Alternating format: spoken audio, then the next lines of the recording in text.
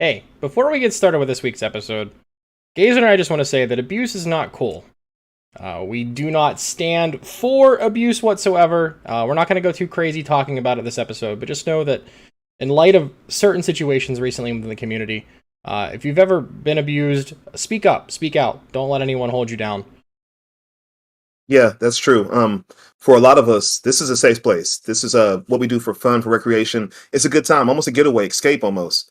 And to feel unsafe in this kind of community, there's no place for that. Okay, we should all feel welcome and safe here. So any type of abuse, any type of mistreatment, misjudgment, anything of that nature, we definitely don't stand for that. Right on. So, anyways, welcome to yet another episode of Gust podcast. I'm as always Stu, and we're doing this live on YouTube instead of Twitch for once. Gazer, how was your week? Week was solid. Played at my locals. Didn't play at all of them this week. Played Friday night. Did really well. And it was a team challenge. Did really well. Got to top 4, and I ended up losing because I turboed out my Zorark V-Star list, and I took out the Manaphy, I took out the Ordinary Rod, I took out like 2 Energy Lotto, but there's a certain card I took out that I shouldn't. Any idea what that is? No, I don't know. I ran into Reggie Gigas, and okay. I took out the Dunsparce. Yeah, so you got rocked and I literally got rocked. Yeah, you got rocked. Literally got rocked. Oh, yeah, man. so I got to top 4 team challenge. If the team challenge should have just been 4 rounds, and that should have been it. And if it was 4 rounds, I was going to win that one. I would have been in on this team challenge for this certain store. But for some reason, with the new system they have, is it called Tom or Pim? No, Pim's the old one, right? No, Pem is the new one. Yeah, Tom is Pim's the old new system. One. So yeah, Pim.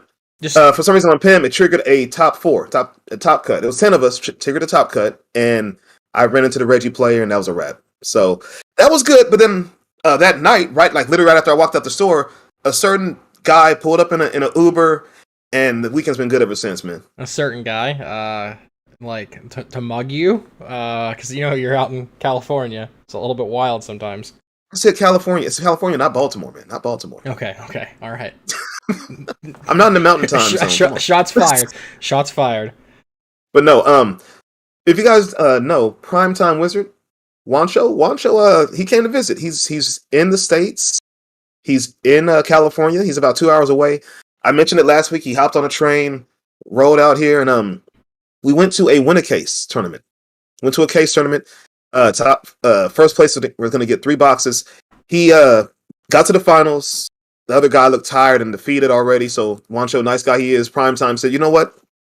Let's split. So they both took home 2.5 boxes. And he opened half a box with me on stream last night. And then I think he went to his hotel, called up his family. They did like a video chat. And he opened up the rest of them. He said he couldn't help himself. Okay. Nothing wild and crazy. Couple okay cards. Couple rainbow rares and alt arts and stuff like that. But nothing ridiculous, he said. There you go. Yeah, I'm jealous that you have all these events you can go to like almost every day of the week. So it seems many. Like here it's kind of a ghost town. Normally I try once or twice a week. Not even like if I drive like an hour plus, I can maybe get something a couple days a week, but it's just not worth it at that point in time between the price of gas and everything like that. And like I run stuff at the store I work at, and I normally try and have a tournament scheduled on a Saturday that I'm there, but I had 3 people show up. So I let them just play. You made 4? No, I let them play round robin. Every win they got a booster pack for $5. Made it a little bit easier on them. So just gave them something no matter what to break it down instead of just like crazy competitiveness. So today. So this is being recorded on Sunday. Today, Wancho and I went to the same store. Mm-hmm. They host like a little mini tournament. It was 11 of us, 12 of us, and we both were going in the first place. I mean, into the last round as winners. I was 3-0, he was 3-0. But he had a train to catch. So he said, you know what, I concede the Gazer. So technically I won, and it was a pack per win, so I ended up with 4 packs. I haven't opened them yet. But he said if that 4th pack is something good, he wants to know, and he wants to be sad and cry about it. Okay, well, there you go. Because I said, let's just ID. We'll take the 1 pack, and we'll see what's in there, and if whatever we need, or we flip a coin, we'll figure it out. But he said he just concedes. So technically, we've only played once, and I beat him. So I'm undefeated against Primetime Wizard. I technically am too. I did a viewer battle with him on a stream one night, and this is like the week that Lost Origin came out on PTCGO. And he like got completely caught off guard by the Leafeon in the early deck list that I had, so that was awesome. Oh, and the Giratina? yeah, and the Tina. Man, so what about you? Your weekend? What happened? What's going on? I worked yesterday. It was a complete ghost town in the store, like I said, and today I kind of played video games and hung out. So Okay, so yeah, nice and slow weekend. That's yeah, cool. yeah. Nice, relaxing. For the most, Um, so it's pretty man, chill. I don't want to talk about what happened on Twitter this weekend. We'll No, talk about no. that at a later date. I mean, this isn't the first time we had like controversial things happen like this on Twitter and stuff like that. I mean, I remember a few weeks back, um, there was this whole thing. Remember, do you know Frosted Caribou? Hmm. Yeah, she showed her card and didn't have a sleeve on. That turned into a whole thing. Remember that? Are you foreshadowing right now? What do you mean? Never mind. Never mind. We No, but can't. no, that turned into a whole thing and just it seemed like honestly, it seemed like all the Poke girls. Can we call them Poke girls? All the females in the community came together and they rallied behind not PokeEmmi, behind Frosted Caribou, and I don't know, like one of the loudest voices I heard was what's her name? Emmy. You know what I'm talking about? Emmy Yeah. had like one of the loudest voices. She sent out a tweet and it was good. It was good, man. It was a good time. We Yes, need more and stuff like that. welcome back to Nick Jr., where this episode of the Blues Clues podcast. Let's find the clue. No, we are The guest- joined. We are joined today by an awesome guest, PokeEmmi, the creator of the Girl Power team. So welcome in. How's it going? Thank you so much for having me. I'm good. I'm so excited to be here. Yeah, you've told us before that like we're one of your favorite podcasts, and then like the big outreach to getting more females active and like overall community. I was like, you know what? Let's just drop everything and we'll book you, get you in here so you can talk about the team and everything going on. So for those that don't know, you want to give a little like slight introduction for yourself? Yeah, go for it. Sure. Yeah, so I'm PokeEmmi. I've only been playing the game since about Evolving Skies, so not too long. But back in July, I tweeted out a tweet. I was a little frustrated with not seeing very much female representation, and some of the stuff I had seen on Twitter, the discourse. So I tweeted out, do any other women players want to be friends and make a team? And I expected, a couple responses, but it kind of exploded. And so now we have a Discord that's dedicated to women and non-binary players who deal with the same kinds of issues. We have over 100 players in that Discord now. And then we have 30 players on our roster for our competitive team as well. So, That makes y'all like one of the biggest teams, I think. Wait a minute. In general for the Pokemon trading card game. And I mean, You said over- teams aren't really necessarily like a super new thing, but in the past year or so, they've really like exploded. Oh yeah. Leonhard, his team, Shuffle Squad, the Trainers Guild. Apparently, your boys. I guess they're my boys too. Except for Nick, I'm not a part of the Trainers Guild. Oh, the secret shadow member. But no, yeah, teams have been around, but now it's like they're starting, and this is great for the game, honestly. But Emmy, you said how many in the Discord server? we just hit over 100 this weekend. And you said how many members are on the team? About 30 on our competitive roster. that's huge. That's huge. Yeah. So when people are saying, where are all the women players? They are here. Like, we are here. We're here and we're not going to back down. We're going to be feisty this season. Yeah, that's awesome. You said you've been playing since Evolving Skies, so not too long. Close, coming up on a year, right? Coming up on a year about. Yeah, about a year. But you've been in love with Pokemon for a while. I love the tweet with you from your high school picture. I think that was your senior picture day. Mm-hmm. Yeah, no, I've loved Pokemon my whole life. I was just talking to my dad, he remembers when he got me, I think it was Pokemon Leaf Green when I was like 6, got my Game Boy. So yeah, I've loved Pokemon my whole life and kind of put that part of myself away, in high school, be the cool kid. But really embrace it again, like my Senior year. Yeah, my senior high school photos. I think my mom kind of did a double take when she saw them the first time. But Where'd you get the dress from? I Hot had to cut you off. Topic. Where'd you wear? Really? They had a dress like that at Hot Topic? So, yeah, I actually ended up finding on, those like secondhand apps that you can find, like Depop Mercari. I found that dress because, I've gotten bigger since high school, but I found that same dress in my size now. So it's a kind of nod back to that past. And I'm ready to rock it at a tournament. That's dope. And don't worry, we've all gotten bigger since high school. Ask Steuben. Yeah, I mean, in more than one way. I'm kidding. My ego. We're talking about my ego. No. Ego. Yeah, okay. ego. Okay. I mean, Gazer, you're old enough to remember though, like when Hot Topic was like at the goth place, though. Oh yeah. The day that like Pokemon and anime and stuff showed up in there, I'm sure a lot of people kind of like rolled over in their graves. Let me be real. growing up as I don't know if you guys are aware of this, but I'm African American. I'm actually black. Oh, dang, I had no idea. Yeah, it's true, Stupid. I'm sorry. But well, we're growing gonna up as have a black dude. Here comes a new Twitter controversy. So Kaiser just revealed today that he's no anyway.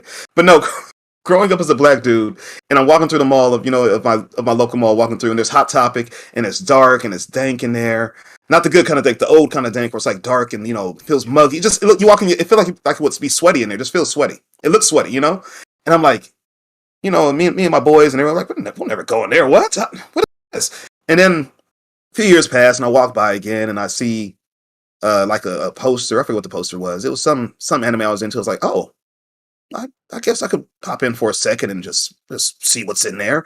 And then you see other stuff and other things, and I've been in Hot Topic a few times now. Yeah, it's not the same. It's not the same. It's not the same. I'm so there. oh, sorry. Go ahead. No. I was just gonna say, I'm so glad that my job that I work, I can kind of just get away with wearing Pokemon clothes, because I swear, like, probably half my wardrobe now is just Pokemon clothes from places like Hot Topic. Well, I'm curious, if you want to divulge, and you don't have to dox yourself with that, what do you do for a living? So by kind of like, I don't know, trade or like my day job, I work as a bookkeeper. It's pretty boring, working with numbers, but I actually got my bachelor's in animation, so that's what I studied in college. Oh. But it is a ruthless industry, and did not help that I graduated in May of 2020 straight into the pandemic. So that's kind of what I've picked up as a trade in the meantime. Yeah, the pandemic really did put a number on a lot of different things in general. It's pretty rough. We're still kind of like recovering, and I mean, like, I think the pandemic's also done good for Pokemon though, because it really pushed the online limitless scene to get a lot of new people into the game. I feel like we were kind of like, it was growing in 2019 and early 2020. It felt like it was on a decline, and then just this past year of competitive events has been absolutely insane. Well, I mean, people spend so many months just, sitting around like, well, what do I play? I guess I'll play PTCGO. And they got people ignited and going. And then, honestly, Stupid, have you ever heard the old phrase, you don't miss something till it's gone? And when you couldn't walk into a store and buy a pack of Pokemon cards, and everyone wanted them. So like, I want cards. I got to get them. And so, the buying frenzy came around, and the pandemic was bad, but it also was good. Is that right? I think it taught people self-worth again, like the fight for a living wage, and just like the way things are getting better for people in general, but also at the same time, like, things are still super messed up. Yeah, you're right. All right, so let's get into our usual 6 prize turn sort of nonsense before we get too crazy talking about, why's it gotta be nonsense? Well, because it sometimes is. Before we start asking a little bit more about the team and the members and whatnot, and competitive accomplishments and goals and such. So, do you want to take the first 6 prize turn? Yeah, I got you. Emmy, so what the 6 prize turn is, we're going to ask you 6 random questions, 3 from me, 3 from Steuben. They can and they may or may not be Pokemon related, so be prepared for anything. It's your job to answer as quickly as you can, no hesitation, to spit out the first answer you can get out. You think you're ready for this? Sounds good. Okay, it's just like if you're using a Sableye and you're taking 6 prizes in one turn, you put 2 damage counters here and 3 there, and just, that's all it is. Okay, first question for me. Favorite Gen 1 starter? Charmander. Okay, there we go. Okay, you're fine. Favorite genre of music? Screamo. Okay. Gazer's like, I don't know what that is. No clue. No idea. I only had one question lined up. Now I have to come up with stuff at the top of my head. Okay. You told me to answer quick. Okay. Favorite set since Evolving Skies? Oh, the latest one, Lost Origin. Oh, okay. Favorite Pokemon generation? Gen 2. Oh, she was going to say Gen 5. I was going to walk away. I'm going to ask that more and more every week now, just to get people who like Gen 5 onto the pod, and just to drive you nuts.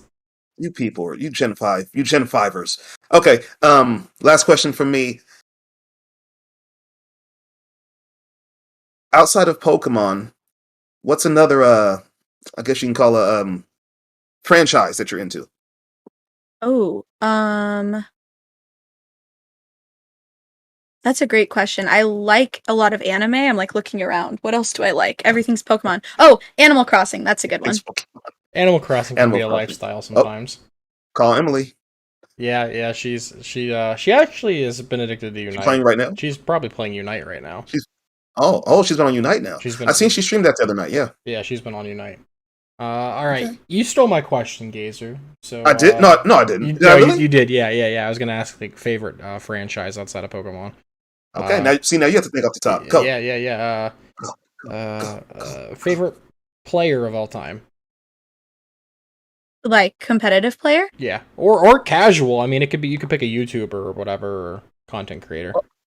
I think we kind of touched on this where I kind of hesitate to support a lot of players now just because I'm nervous of, players that I have supported in the past coming out with controversies. But I will always support everyone on my team, and especially Frosted Caribou. So I think that's probably a safe answer. I hear you. Cool. I shouldn't laugh, but I hear you. So you got to be safe. Like, yeah. I get it. Yeah, it's laugh, tough. It's true. It's so tough. It's tough because there have been people that I've met at tournaments and then, get all excited to meet them. And I've talked about this, coming as a kind of newer player, got into it during the pandemic. What do you see as a newer player nowadays? You see these big content creators, you see these YouTubers, you watch these streams. And so that's kind of how you get into it. And so It is tough, especially, but never meet your heroes is like that saying, right? So I get a little nervous now, but Frosted Caribou, got to meet her at NAIC, and I felt bad for like fangirling a little too much, but it was awesome. Gazer said that never meet your heroes last week. I was just talking about that. We had Mitch from the Stabilize on, and I adore Mitch, the content he creates. What I loved about Mitch was, I should have told him this last week. I love when he does his YouTube videos, and he has like a little skit in front of it, like just a little code open, just something funny. I love that about it. I've mimicked that and did a couple things like that myself. I even messaged him a few months back, about a year ago probably, and I said, hey, what software do you use to do this and that, to make this move around this way? And he messaged back. So I was like, wow, we're interviewing Mitch. And then Emmy, he gave me some of the worst answers and takes. You never meet your heroes. Do you know what generation he likes, Emmy? Oh no, is it Gen 5? He likes Gen 5. So when he said that, I was like, I just was disillusioned with him. I could just look. Like I like Gen 5 a lot, but it's not my favorite. But I still like it a lot. Like if I had to pick a second favorite, it would be Gen 5. Ruben, it's the truth. If I had to pick a second favorite, it would be Gen 5. Oh my gosh! I really like Reshiram and Zekrom. I really love the two of them. They're decent. Like the yin and yang dynamic of them. Like, N was super cool, and there's an Endoroid up on the wall somewhere. I hate it, and I don't want Pokemon to fight, but go Pokemon, fight! Yeah, speechless, huh? Defend that.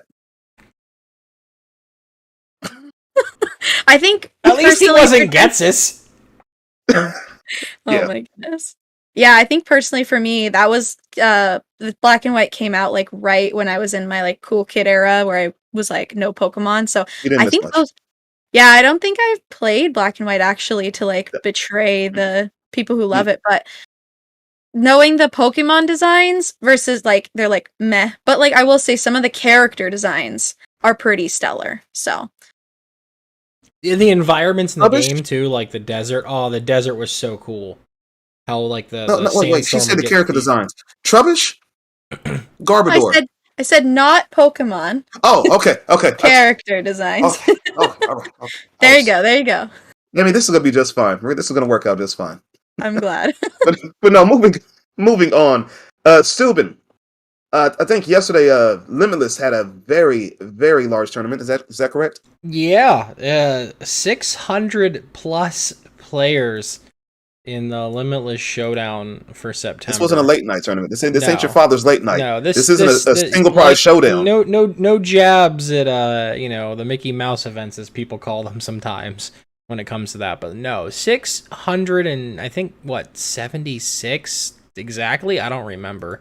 It was like 650, somewhere around there. Yeah, high 600 amount of players. And Lost Box didn't dominate, even though it had a very high meta share. Mew won, with Kyurem in second place. Arceus and Teleon in third, and Dialga in There's a fourth. Dialga in the top 4. That's what tricked me. I'm like, Dialga in the top 4? Yeah, 2 Goodras in the top 8. One was an Arceus Goodra. One was just regular Goodra. Our boy Vulcan Turtle started the tournament 7-0 with Goodra, which is impressive in its own right. But you need just 11 Swiss rounds though is pretty brutal to go through, especially in a best of one, where like one bad start kind of actually just like ruins the game and the match for you. But still, yeah, and I mean like the highest placing Giratina was 15th. So it's kind of crazy to think that like we're gonna go into this week of people playing with these deck lists and then into Peoria regionals this coming weekend. Yeah, I still expect to see a lot of Lost Box. If I was going, I would see a lot of Lost Box, and I think Giratina's gonna be in there too. It's new, so no one's figured it all out yet. Is that fair to say? But it's definitely intriguing. I think you're gonna see more of it. But what happens a lot of times, whatever's hot online, people snap up and they take it up and they play that, right? Yeah. So I wonder if Mew is on the way. But we said it like 4 times already. But is Mew on the way back now? What do you think? I mean, like Mew gets access to Lost City, which kind of solves some of the stadium issues. I feel like I played the they call it a turbo, and I'm using air quotes. Turbo Mew, even though it wasn't like turbo because you can't attack your first turn with it. At Baltimore, but like now the Mew deck that I have slapped together, I put Mayaletta and Fusion Strike Energy and Elisa back in it just because like the single prize attackers matter so much more now with the Lost Box going on. Yeah, I played Mew with Fusion Energy with 3 Lost City at 1.5K I went to last weekend. And I will say that Lost City, it really comes in clutch, and just the ability of having the Meloetta Donk is so powerful. Although I do see the pros to the kind of the turbo version. As long as you go first, I think that's a huge caveat of that list. It's tough when you kind of don't get set up going second. Well, let me just say first off, you Mew players disgust me. I was with Primetime Wizard this weekend, and he played Mew. And then today he decided to play Dialga, so he doubly disgusted me. Dialga's not a good deck in my opinion.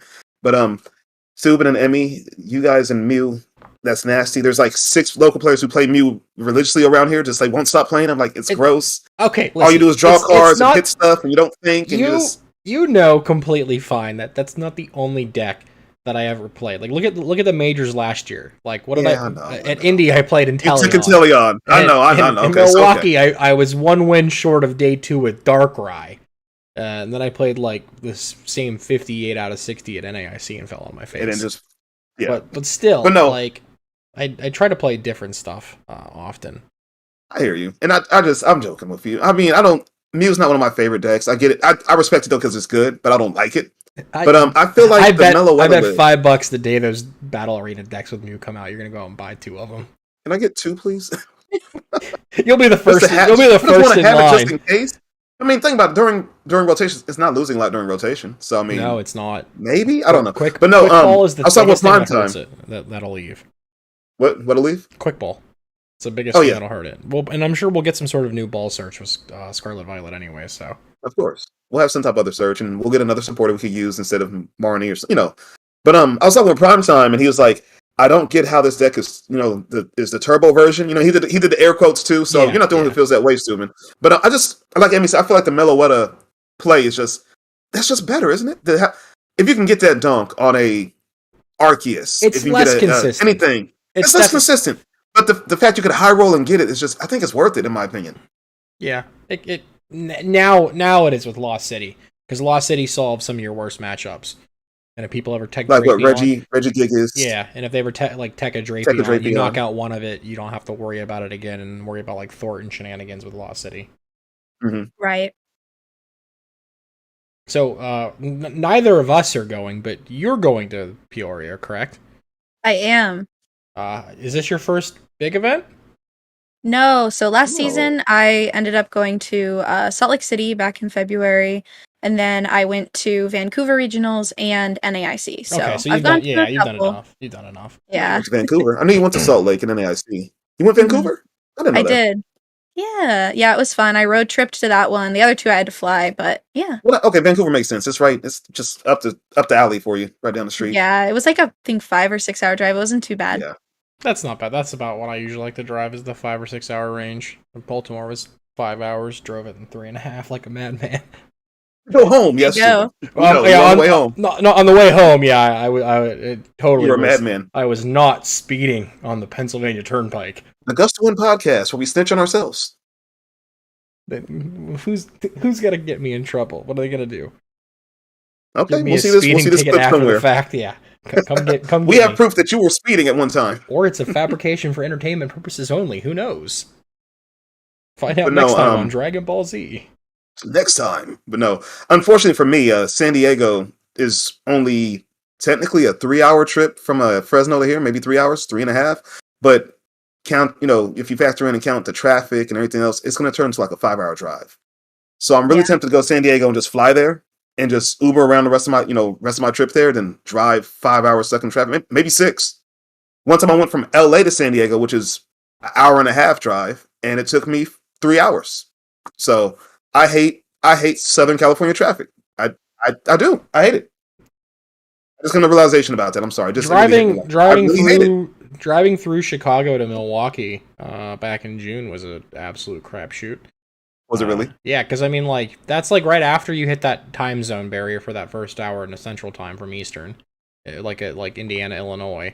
And then Chicago traffic, even though you're only going to drive technically like 2 miles around the city, it takes 2.5 hours to do it because you're in 8 lanes of bumper to bumper. Oh, golly. That does sound bad. Awful. Okay. Yeah. That sounds terrible. So try and avoid that, yeah. Meanwhile, Emmy has open roads and nice mountains and trees and just everything nice over there. Yeah, nice, and we've got our issues too, but... Oh no, too much rain, help. All that, and Portland definitely has like a houseless community issue, like needs more support. I'm here in California. Yeah. I'm here too. So yeah, I get it. Yeah, the large cities on the East Coast are like that when you go to them. Is it really? I didn't know that. Yeah, yeah. The further east you go, the more coastal. There's definitely situations in those cities, especially in the inner city. Mm-hmm. I had no idea. This isn't the platform for that. It could be. It could be, couldn't it? Yeah, let's... All right, everybody, rally your politicians, and no, we're not getting political. All your congressmen, and no, okay, but no, Emmy, you are going to Peoria. Heading into that, you don't have to leak what you're going to play. I'm sure you already have an idea. You already know what you want to play. But what do you think the meta is going to be like down there? I mean, I feel like it's probably going to be very similar to all the 1Ks, 5Ks that we've been seeing, and the online stuff. It's going to be a lot of Lost Box, probably a lot of Giratina. And, the counters to that, as well as Mew, I feel like is still going to be pretty prevalent.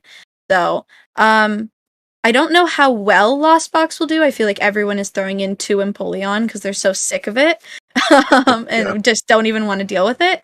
But yeah, I don't know what I'm playing. I feel I'm a little nervous. I'm definitely bringing like at least 3 or 4 decks, so and I'm still kind of deciding. Okay. I have options, good. One of my teammates and I were kind of working on a list that we thought we were so smart, and then someone was playing it in the Doom tournament along with us. Or I was commentating, but she was playing it too, and we were like, oh no, other people know about this abomination. So we'll see if I decide to play the abomination. I don't know if I will. That's what I'm calling it for now, because it's not great, but it might fit into this meta, so... Yeah, it's the first big, other than, I guess, if you can count Limitless Showdown, it's the first major of the season that is in the Lost Origin format. Baltimore should have been. Baltimore should have been, but that's a scheduling issue with the delay. Well, they kind of dropped the ball on that one, right? Yeah. I mean, they dropped multiple balls with that one. Yeah, like just that whole venue, scheduling, the timing. I was talking with Primetime this weekend, and he pulled out his Giratina mat. I'm like, that is gorgeous and beautiful. And he said that they ran out, and they started passing out Cortana mats. I'm like, Cortana hasn't had a card in 3 years. I said, who wants a Cortana mat? Yeah, it's a leftover. I remember looking at the prize wall, and I was like, oh, these are old regional playmats, like the Solgaleo Lunala one and whatnot. They were trying to give those off. Nope, not happening. Not happening. Yeah, that event was... I don't know. I feel like they're going for a soft, maybe not even soft, but it's like a reset come 2023. So January, February, I feel like it's gonna be a reset of almost everything, and hopefully things are better. You know, we talked about this last podcast too, Stu. Hopefully, things start to lean towards a different direction. Yeah, I'm not quite sure what'll happen. I mean, this is a different TO though for Peoria. Mm-hmm. There's 3 TOs that have the bids for this whole season. Team Northwest out in the West Coast regionals, and then like the Central U.S. ones are all. Is it day 2 day, something? Yeah, I think it's day 2 events, and then the East Coast is all overload. And I'm surprised that round 3 didn't get any this year, because like their events are always super good. And I'm biased because like I always like I grew up playing in AJ's events inside of like Arby's and crap like that. So that's a whole different ball game. The legends say that people played Pokemon in Arby's. They did. In the middle of nowhere, surrounded by cornfields and Arby's. We've played Pokemon. I've heard stories about playing at Arby's, playing at McDonald's, playing in parking lots, on top of cars. I've heard stories. That's Ohio for you. Car could be on fire on the highway. We're playing. I'll bench Mewtwo and just playing. Anyway. Double colorless X ball for the KO. Exactly. Funny story at the shop we were at. Since it triggered around 4 for the team challenge. I mean, the top cut of 4 for the team challenge. The store was going to shut. Was going to close. They closed at 10. So our judge is calling the other store and it's like, hey, can we come by to your shop? And guy lives around the corner from his shop. It's like, yeah, just come on down. I'll unlock the shop. So we're trying to scramble. Like, if not, we can play in a parking lot and play in someone's car. We go to Rising Cane's. It's a chicken joint, little chicken place, or we're thinking of different options. And then the shop owner's like, you're not going to finish our team challenge outside of our shop. I said, no, we'll just stay open. We'll wait. Just finish it. So then we got to top 4. I got demolished, and then the other 2, the 2 finalists, one of them he just conceded to. It was Liam Kidd, matter of fact. The other one conceded to Liam Kidd, so Liam Kidd's representing that store. So I ended up with top 4. I got a few codes for it, but yeah, we were looking for a place to play. We're gonna have to head into like a McDonald's bathroom or something like that, and play on top of the changing table for kids, for babies. Dude, that's messed up. If we gotta do it. It's Pokemon. You gotta play. Oh my goodness. So do we? But no, Emmy, I'm sure you. Go ahead. Go ahead. No, Sue, you go. No, Sue, I don't want to go anymore. I don't want to. All right. Well, hashtag blame Gazer. Here we go. Let that die. It's coming back again. I'm mad about it. It died for like 3 days and now it's coming back. You wait till the t-shirt. Yeah, it doesn't Gazer have legal representation now? Yes. His own made up Twitter account. I was gonna say I don't know where that account came from, honestly, but I'm glad it's there. So they're gonna help me out. No, they're not. I own the copyright. It's mine. When the t-shirts come out, they'll be victorious. There better not be a t-shirt that says hashtag blame Gazer. MW's working on some designs. Put me down for a pre-order. Emmy! I didn't say that. Multiple people said they would buy them already. So be prepared. Oh my god. Just, you go to your first regional Gazer and like you see all these people hashtag blame Gazer shirts on with the podcast logo on it. You're like, I hate myself. Better not see that. It's super funny. Ask Emmy your question. I'm so disappointed in you. Going into Peoria, how do we feel about Kiram's presence? Is it a meme? Is it a dream? Or is it a top tier deck? I don't know. I feel like it's really good. It suffers when it gets stuck under path a little bit, but just not only having Rotom Phone, but the Oranguru to make sure that you have that extra attachment. And if you have 2 on board, yeah, I struggle with that matchup, especially playing Mew. And I didn't expect it to be as powerful as it is.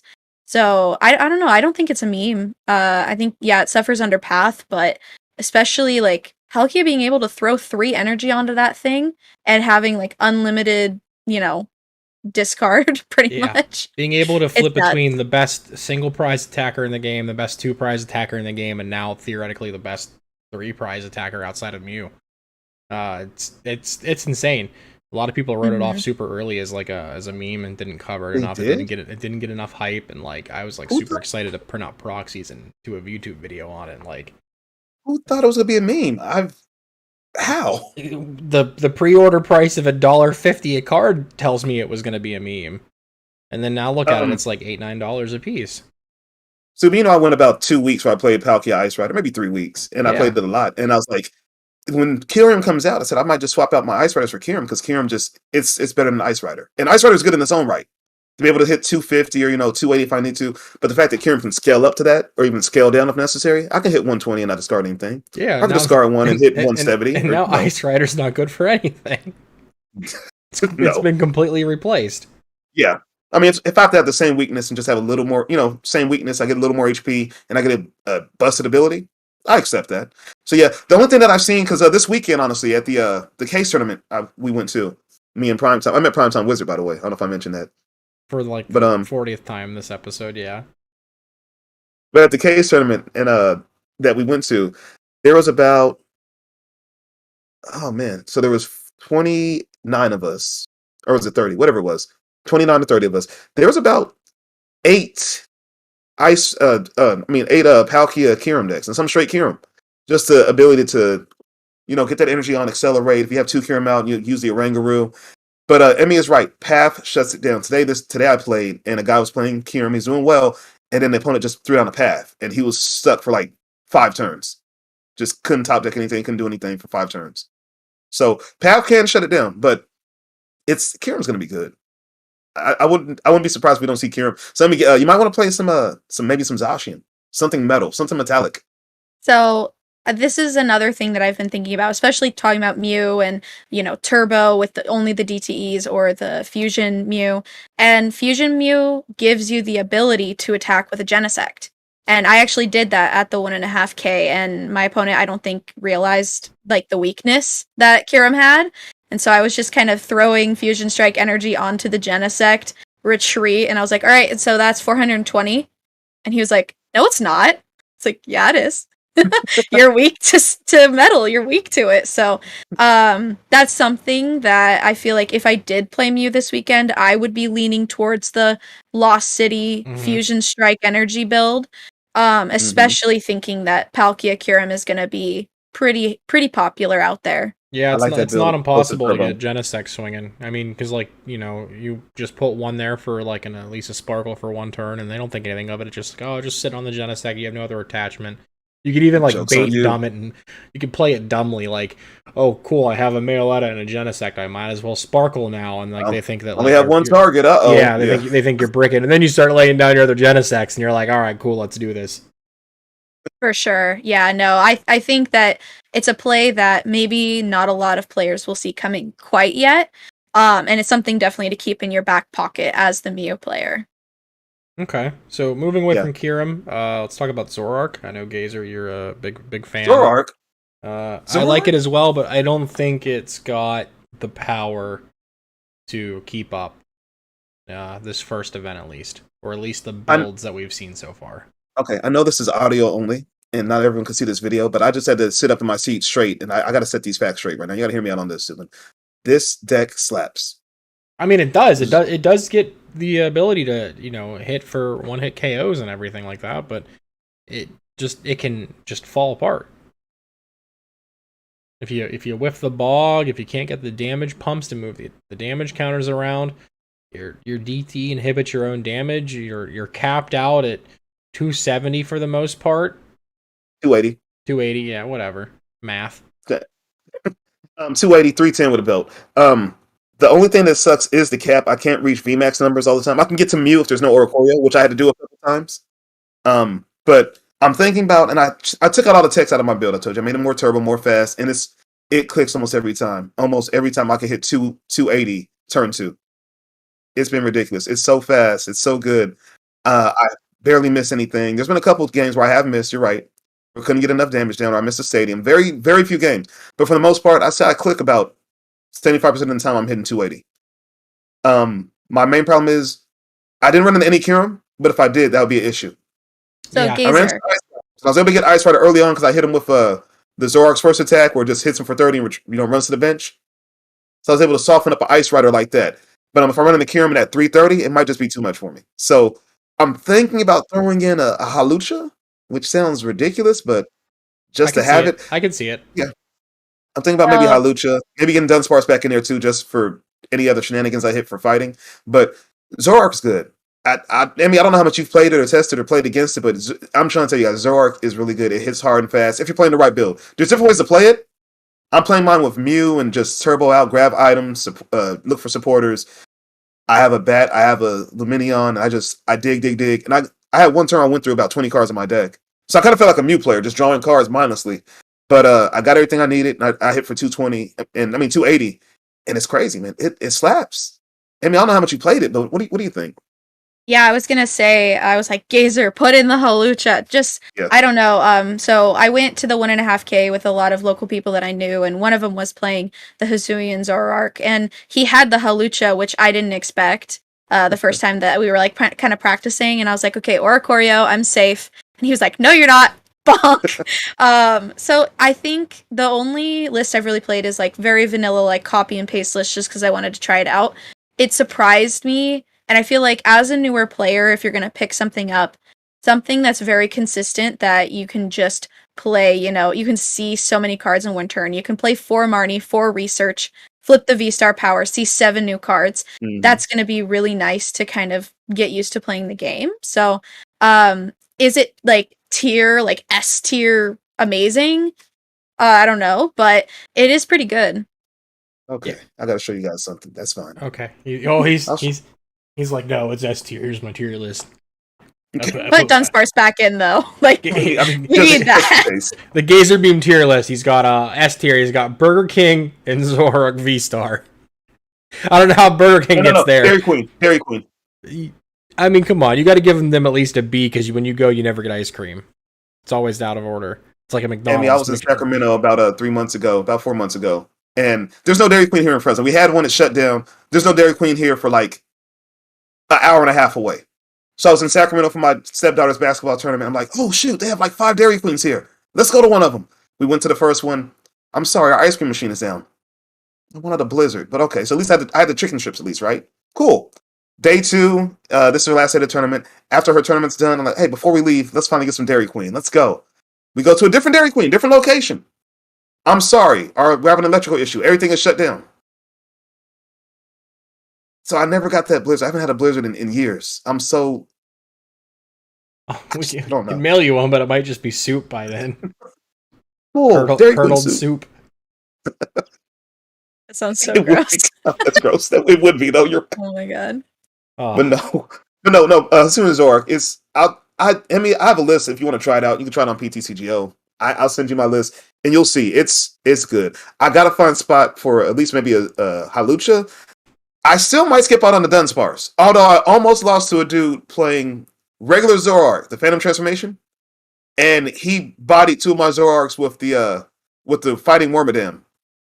Yeah. And I was like, my favorite happening. one, Burmy Sanders, because he's Sandcloak Wormadam. It's Burmy Sanders, because Bernie.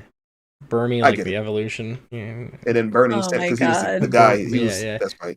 He ran for president. I am once again asking you for more Pokemon in the discard pile. All right, I'm done. I'm done with the bad. But no, I jokes. get it. That's funny. That's a meme. I haven't seen that one. That's funny. No, I mean I just made that up just now. Make it a meme. What are you doing? I don't have Photoshop skills. Okay. All right, well, I'll make it a meme. It's All right. fine. Awesome. Perfect. I went to art school. It has to be good for something. There we go. I'm once again asking Putting the degree to work. Discard pile. Yeah. There we go. But no, yeah, I think I will throw in the Halucha, but probably not the Dunsparce. I'll just take my shot. I do get walled by 2 decks. I get walled by Miltank. If I have no answer for it, if it comes out, I just pick up my cards and walk away. And usually Duraludon. Although I did beat Liam Kidd Friday against his Arc Duraludon deck. I don't know how I did it. Do you feel like if you played Zorark going forward, would you like put Canceling Cologne in there? If I put in a Halucha, maybe, because I can one-shot a Duraludon, so yes. But then there's still a second one to worry about, so I don't know. I'm not sure.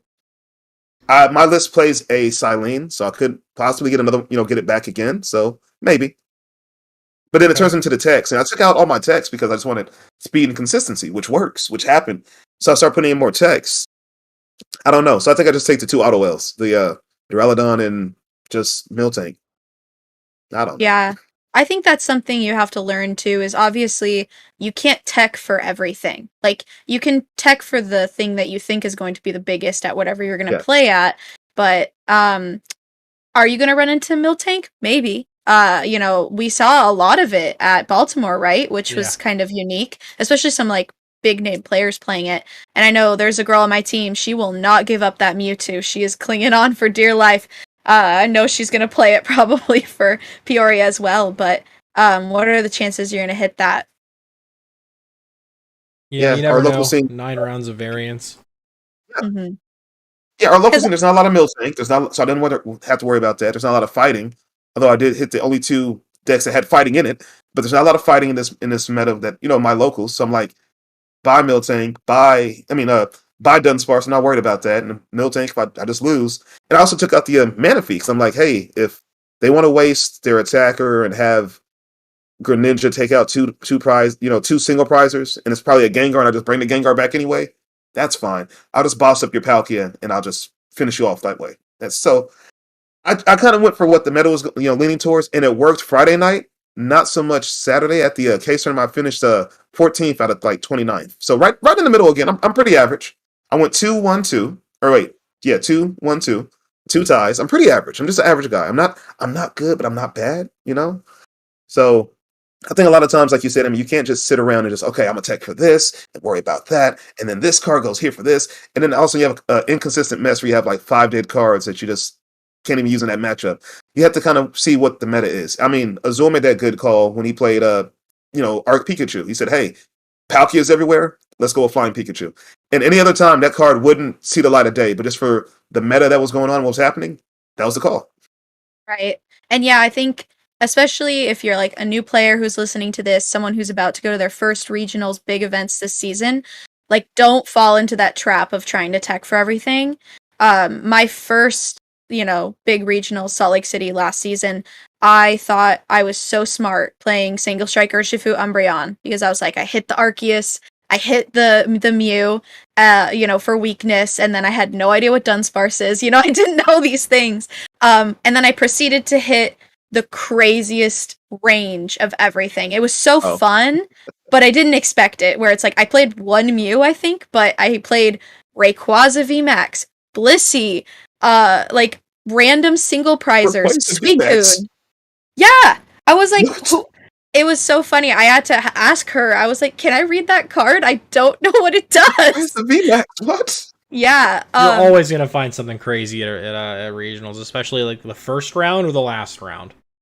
Right, but you can go to regionals and you can hit 9 completely different decks, or you could be like me at NEIC, where I played 7 Palkia in a row and wanted to die. So it really it depends on the event. It depends on who you like, how you do, and who you get placed on, and obviously there's going to be some chance, but yeah, don't get stuck in that rut of trying to tech for literally everything, and be okay with taking a random auto loss, unless that's the most played deck out there. Maybe don't do that. Yeah, exactly. But I'm like, I don't see Miltank. I hit 3.5 mirror matches at Baltimore playing Mew, and I teched for the mirror match because I knew how popular it was going to be with a Cheryl, and I won those mirror matches, but because you could just throw it away and not worry about it any other match. Wait, it was okay. 3.5. Where'd the one of them didn't. One was not the turbo. One was the Mayaletta. Oh, okay. So it's a half mirror. Yeah. Mew is Mew, right? Mew is life. Mew is love. Yeah, what they say? Yeah. Okay, Shrek. One of them, it's way easier to knock out your opponent's VMAX than the other, I think, which is like the main difference, right? Because if you get 4 Fusion Strike Energy out there, you just need 1 belt, 1 power tab. So yeah, the other version you have to go through like your belt, multiple tablets, and hope and pray with your coin flips. Mm-hmm. Some Silines with some Cramormatics, yeah. All right. Yeah. So we've talked about Kieran, we talked about Zorark, we talked about Mew a little bit. What's next? Giratina? How do we feel about Giratina? I think it's a strong deck, but I just don't think like people have found like the sauce yet. If that makes sense. It's not there yet. It could be powerful because I ran into maybe 4 Giratina decks this whole past week, and I went 3-1 against them. One of them I think I tied against one, so like 3-0-1. Mm-hmm. But I could one-shot them, they could one-shot me, but it's basically whoever gets rolling first. And the deck I played was more consistent, so I was able to roll and hit before they hit me. And some, couple games, of those matches, they just clicked and they got it going and they were good to go. Other times they're like, okay, I'll come Fey and I'll retreat and I'll come Fey and I'll pass. I'm like, okay, not much going on there. The next turn, okay, I'll bench Giratina and then I'll come Fey and scoop up net and I'll come Fey and I'll scoop up net and I'll come Fey and I'll Corliss and I'll pass. Yeah. So like they just couldn't get it going for some reason. So sometimes it works. Sometimes there's like you said, the sauce isn't there. It's missing. Someone has to crack it open. I don't know who is it going to be. You, stupid Emmy? Can someone? One of you guys? Where's my? I cracked open Zorark for you. You guys got to figure this out. I mean, so Giratina is tough. I've tried to play it. I have the cards to play it in Peoria if I somehow crack the list between now and when I fly out Thursday. But I have run into the same issue where, maybe like 1 in 3 games, you go Comfey and then you're like, oh, 2 V-Star. Oh, I love that. Okay. And don't really have much to do, especially if you can't get started by turn 2. It feels bad. But if you play it more of the way of play it like a single prizer, play it like Lost Zone box at first, and then Giratina, or do something spicy with Thornton. I think Thornton is like a card that is going to be much more explored for the rest of the meta. It's so good. But doing something spicy with that, throw some energy down on a Comfy and like hope that they don't realize that you're gonna Thornton. I don't know, so it's tough. But yeah, that is definitely like a contender, and the ability to just go flip, all right, you're knocked, is so powerful. So I feel like you're definitely going to see it out there. Will it be more powerful or more popular than Lost Zone box? I don't think so. Yeah, I think first of all, the ease of access for Lost Zone box is definitely a big thing. And I know like people like Mellow Magikarp always say like, well, budget doesn't matter. It's a $70 region. I'll throw that out the window. Who cares? But I mean, potentially it could be like, Giratina, I think the V-Stars are still about $20 US a piece. So you need 2 or 3 of them. That could be, part of a hotel room for a night or whatever. So, it's hard to say. I mean, they were also super hyped up at the very beginning and they were like 30, 40 bucks for pre-sale. So, you can't just wait for most people can't wait that long to get a card and then order it and hope I fingers crossed, I hope it comes in time before I ship out. Yeah. I've talked to about 3 or 4 people who are like, yeah, I got the list I want to do, but I'm just waiting for them to come in. They're not here yet. I'm just waiting for my Giratinas to come in. And one guy was waiting for his Kirams to come in. They came in, and I guess he got them before they got super expensive. Mm-hmm. But he bought his Kirams, like, they're not here yet. I'm waiting for them. So I know what you mean. Sometimes you got to roll with what you got, and then it's just, I have my Comfays, I have my Cramorants. Let's just lost box it. So yeah. Go ahead. Oh, I was just going to say, that's something that I'm pretty lucky about. I guess I don't know if I'm allowed to shout out the store that I go play at. Go for it. Dragon Slayer Northwest, Kevin, if you're listening, you're amazing. But yeah, he has been so supportive, and he, like, when I was very first starting to play, I had a really bad experience at a different LGS, and then found this LGS through the Oregon Pokemon community. It was amazing. But, he let me go bother him and practice actually, shuffling before I had gone to a big event.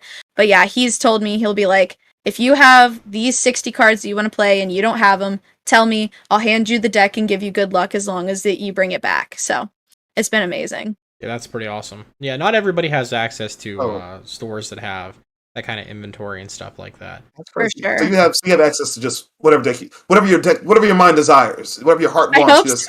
I want to play this. I want to play that. Just whatever you want to do. Meanwhile, we're all struggling and fighting and clawing over cards, and you're just like, I want this and that and this and this and that. Like, I work not that much, but like, no, I was just gonna say, like, not that much, but I have my own Giratinas, but he was like, if you want to play Palkia Kyurem, he's got it ready to go to hand to me before my flight on Thursday. So oh, yeah, that's awesome. It's always a good opportunity to have access to stuff like that. Like, I work at a card shop. I don't have access to every card. I buy them myself elsewhere.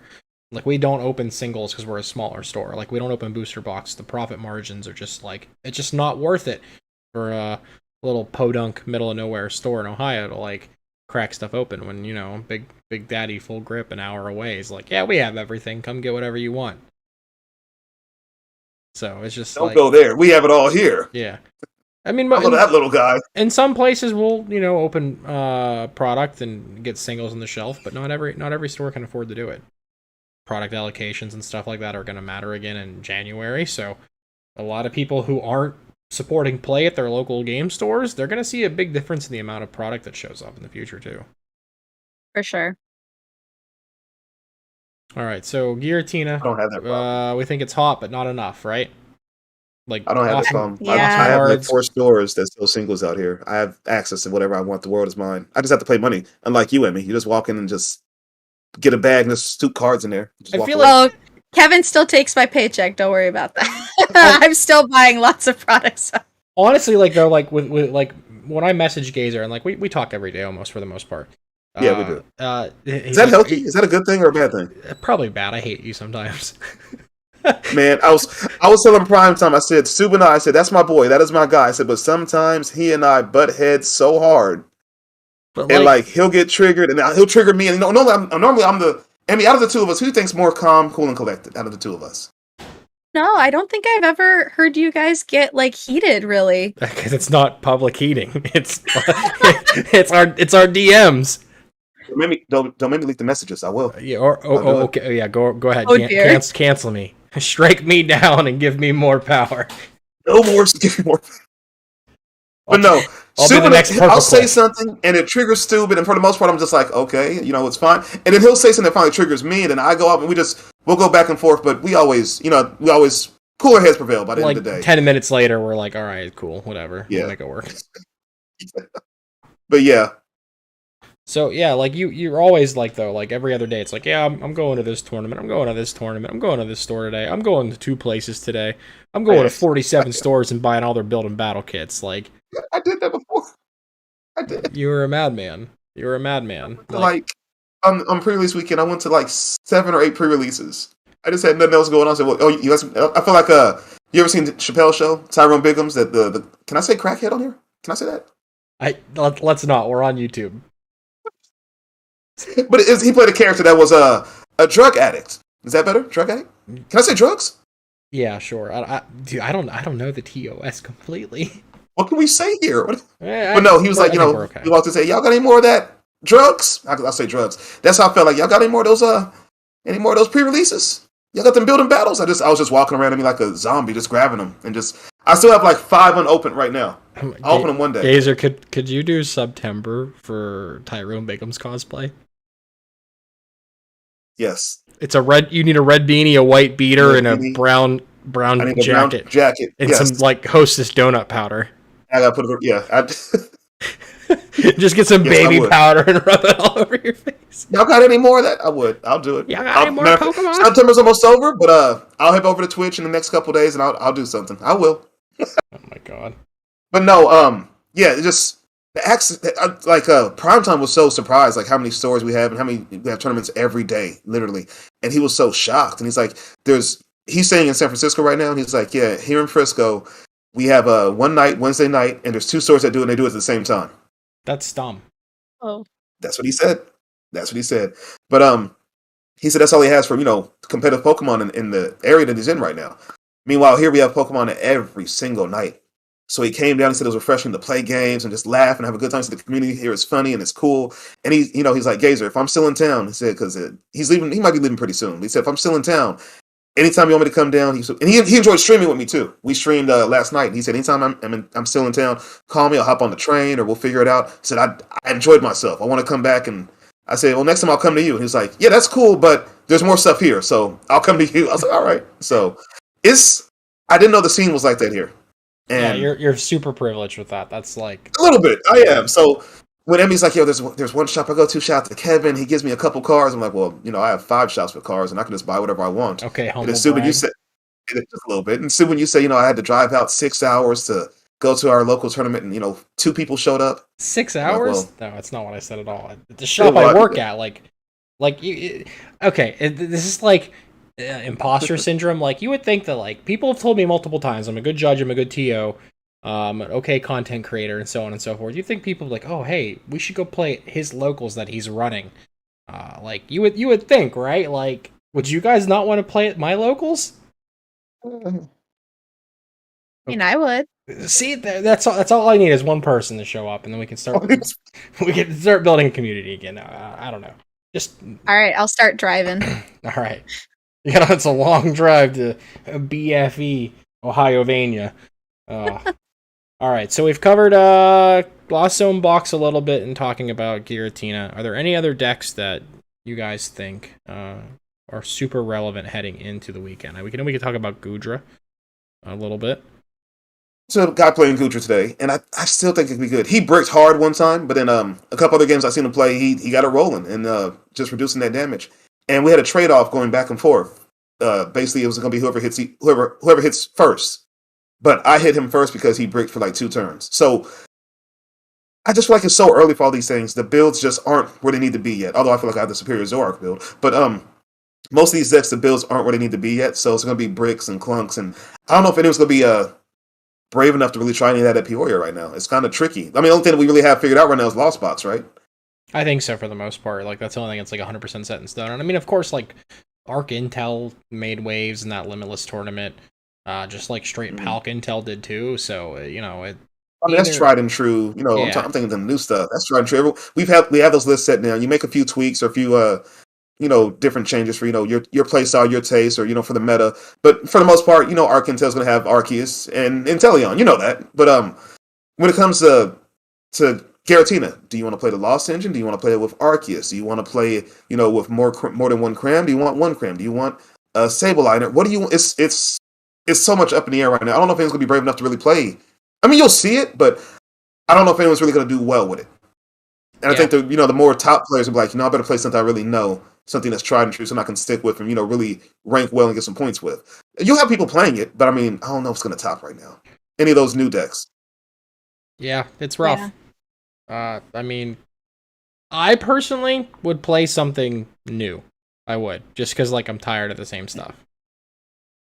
Just my personal opinion. Like, I felt bad for you guys, and I was telling Wancho, I said, he said he didn't like it either. When he had to, Lost Origin comes out, and he's like, I don't want to touch it for a week because I'm going to, Baltimore where there's no Lost Origin. I don't want to get myself confused and mixed up and everything, but he's so excited to play it.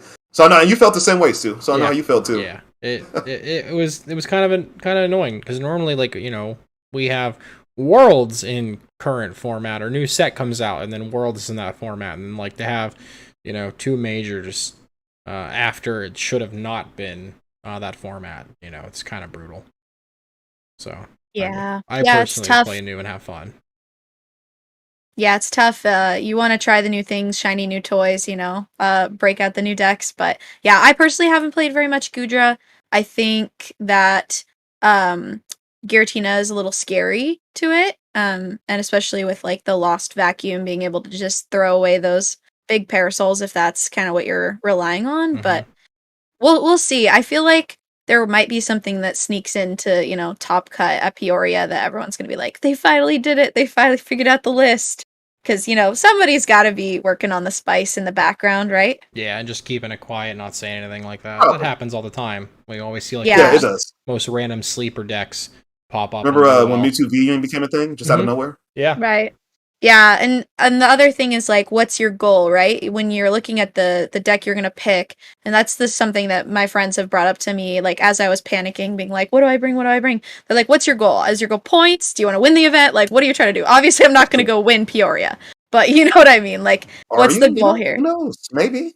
Probably not, but do I want points? Yes. So, do I want to make my first day 2 ever? Yes. So, that's where you kind of go, okay, maybe leaning towards the, more tried and true builds here might be the better option, even though Drapion's a little scary. So. My grandma had an old saying, you stick with the devil that you know. If you have 2 decks that can be really good, but, one of them's kind of untested, you're not sure. And, they both have downsides. You just take the one that you're comfortable with, and that's what you choose, Right. Coach I used to coach basketball with had an old saying. You always dance with the girl you brought to the prom. Whatever got you this far, just stick with it and just stick with it. Steuben has an old saying. No, I'm joking. I have an old saying. Go ahead. I mean, I'm curious. What's my old saying? What would your saying be? Your saying would probably be something like, you never poop when you need to scoop or something like that. I don't know. No, you always scoop if you got to poop. That's what you would say. If you're playing around, if in a, No, in a second round you match, call a judge and say it's an emergency. I need a time extension to go to the bathroom. Can you monitor the game state? And if you tell them it's a legitimately emergency, some judges will. All right, we'll hang out and we'll give you a time extension, but you got to go fast. oh man! But then what if you have to do the number two? Then What if you got a potty? Start investing in adult diapers. I don't know what to Here we tell go. you. We could be the And first. this is I our mean, debut. you're old enough. We could get. It depends. The sponsor of the podcast. Wait a minute. Okay, we're roughly the same age, but I'm old enough though. Okay, so Yeah, I mean, hey, your first accident could have already happened right now, live. it slipped out. Okay, let's end the pod right now. No, this is our. By the way, this is our debut on YouTube, and this is what we're talking about. This is great. I love it. Yeah. I mean, I will say right out of the gate, I know we always talk about like content for the most part and stuff like that. For the scheduling a YouTube stream was actually super nice. It showed up in like my sub feed for people that like we're going live and doing this. It's not super discoverable unless you like specifically search for it or like find the channel link or whatever like that. But I mean, Twitch doesn't have good discoverability either. But this was actually super nice to have like a thumbnail put up and like pre-have the description. Like instead of having to like scramble exclamation shout out command, like Emmi's link for her Twitter account is already in the description of this, and this will turn into a long-term video after we chop like the first few minutes out. He Like, said he could edit it at the very, through YouTube, right? He could edit through YouTube and yeah. make this MW whatever we can want. That is pretty do a cool. bunch. So yeah, am I completely moving everything to YouTube yet? No, but give 6 months from now, probably yes. YouTube's scary. YouTube hard. Yeah, I'm having a good time. No, I'm having a ball right now. Mostly because we have the PokeEmmi. PokeEmmi. Oh my god! PokeEmmi. Oh my gosh. All right, Listen, you get I know who you are. you get a free pass to annihilate him now. Go ahead, Emmy. I'm sorry. I'm muting my mic. He's all yours. Emmy, have at it. What am No, I supposed Emmy, to say? Hashtag blame Gazer again. Let's Don't let this be a thing, you guys. Don't let this be a thing, please. I'll have PokeEmmi tweet it out. It's fine. She's too nice. Oh, I would, but just Gaze is such a great guy. I can't do it. He's so cool. He's so great. Yeah, no, she's amazing. No, you both are great people. But no, Emmy, I want to talk to you real quick. Just switching gears for a second. Stu and I did something, and I think you did it before us. You got the cast with Senior Doom, not just once, but like multiple times, and now you're like his casting co-host on the Tournament of Doom. Correct. Yeah. You took our jobs. You took our jobs. How do you feel about that? I don't like it, but I'm happy for you, but I don't like it. I'm gonna be at Peoria, so I think there might be an opening. I can put in a good word for you. Oh. But no, I've been with yeah. him twice, so. No, Doom is amazing, and I was really nervous to kind of do some commentating work. I felt like maybe I didn't know the game well enough, or I get nervous talking. Like even before this podcast, I got a little nervous. I think everyone does, but no, Doom is amazing, and I think that he and I kind of have that like banter back and forth, like pretty well done, and we're both artists at the same time, so we can spend like all the time in the world as we're waiting for Mewtwo v Union to end their match to talking about the artwork on Pokemon cards and the history of the art as well. So no, he's amazing, and shout out to Doom and Tournament of Doom as well. Yeah, he was our season finale before we took a little bit of a break, and he and I go like super back with him too, so it was super cool to end the season out with Doom. And someone needs to hire this man already. Hashtag hire Doom. This is like the hashtag episode. Hashtag. Start that one. It's already started. It's already started. People have been using it. Yeah, but that needs to like just start trending like completely. Just that needs to be a thing. Hashtag hire Doom, please. Yeah, no, Doom is amazing. I actually got to meet him at Vancouver Regionals, and I think I obviously now I feel like I would be more recognizable at a tournament, especially with knock on wood, our jerseys coming on time, maybe. But being more recognizable at a tournament, that's awesome. But at Vancouver, it was weird that people were coming up to me and being like, "Wait, you're PokeEmmi, right?" That threw me for a loop. But he came up to me and it was like substance deal. I think I saw that Zan said we were able to say that word. And he was like, all right, I got stickers. You got stickers? Like, yeah, I have stickers. And we just kind of traded stickers as artists. So I bet that first connection turning into this kind of like long term. I think I'm the semi-permanent co-host of the Tournament of Doom. It's like my official title. I'm jealous, but yeah. Yeah, he's a man he's a man of crazy titles, and like the tournament titles are always like questions in and of themselves. It's always super awesome to see like his creative mind just go to work in so many different ways. I dig it. For sure, yeah. Oh, so anyone that you're like excited to meet at Peoria that you haven't had the chance to meet yet? To like shine light on any other like community members that you're stoked for? I mean, I'm so excited I get to like be in a hotel room with 3 of my teammates that I haven't met in person yet. So that's like really exciting. Like we've been talking, on Discord this whole time since July, but yeah, no, I mean, and shout out to the moderator team as well. Like we've got Riley Wren is kind of like I would almost call her like the co-creator. Like she really helped me establish everything in the beginning. Lexi Frisk, she helped me set up the Discord. We got Hunter Berry who helps me kind of in the background.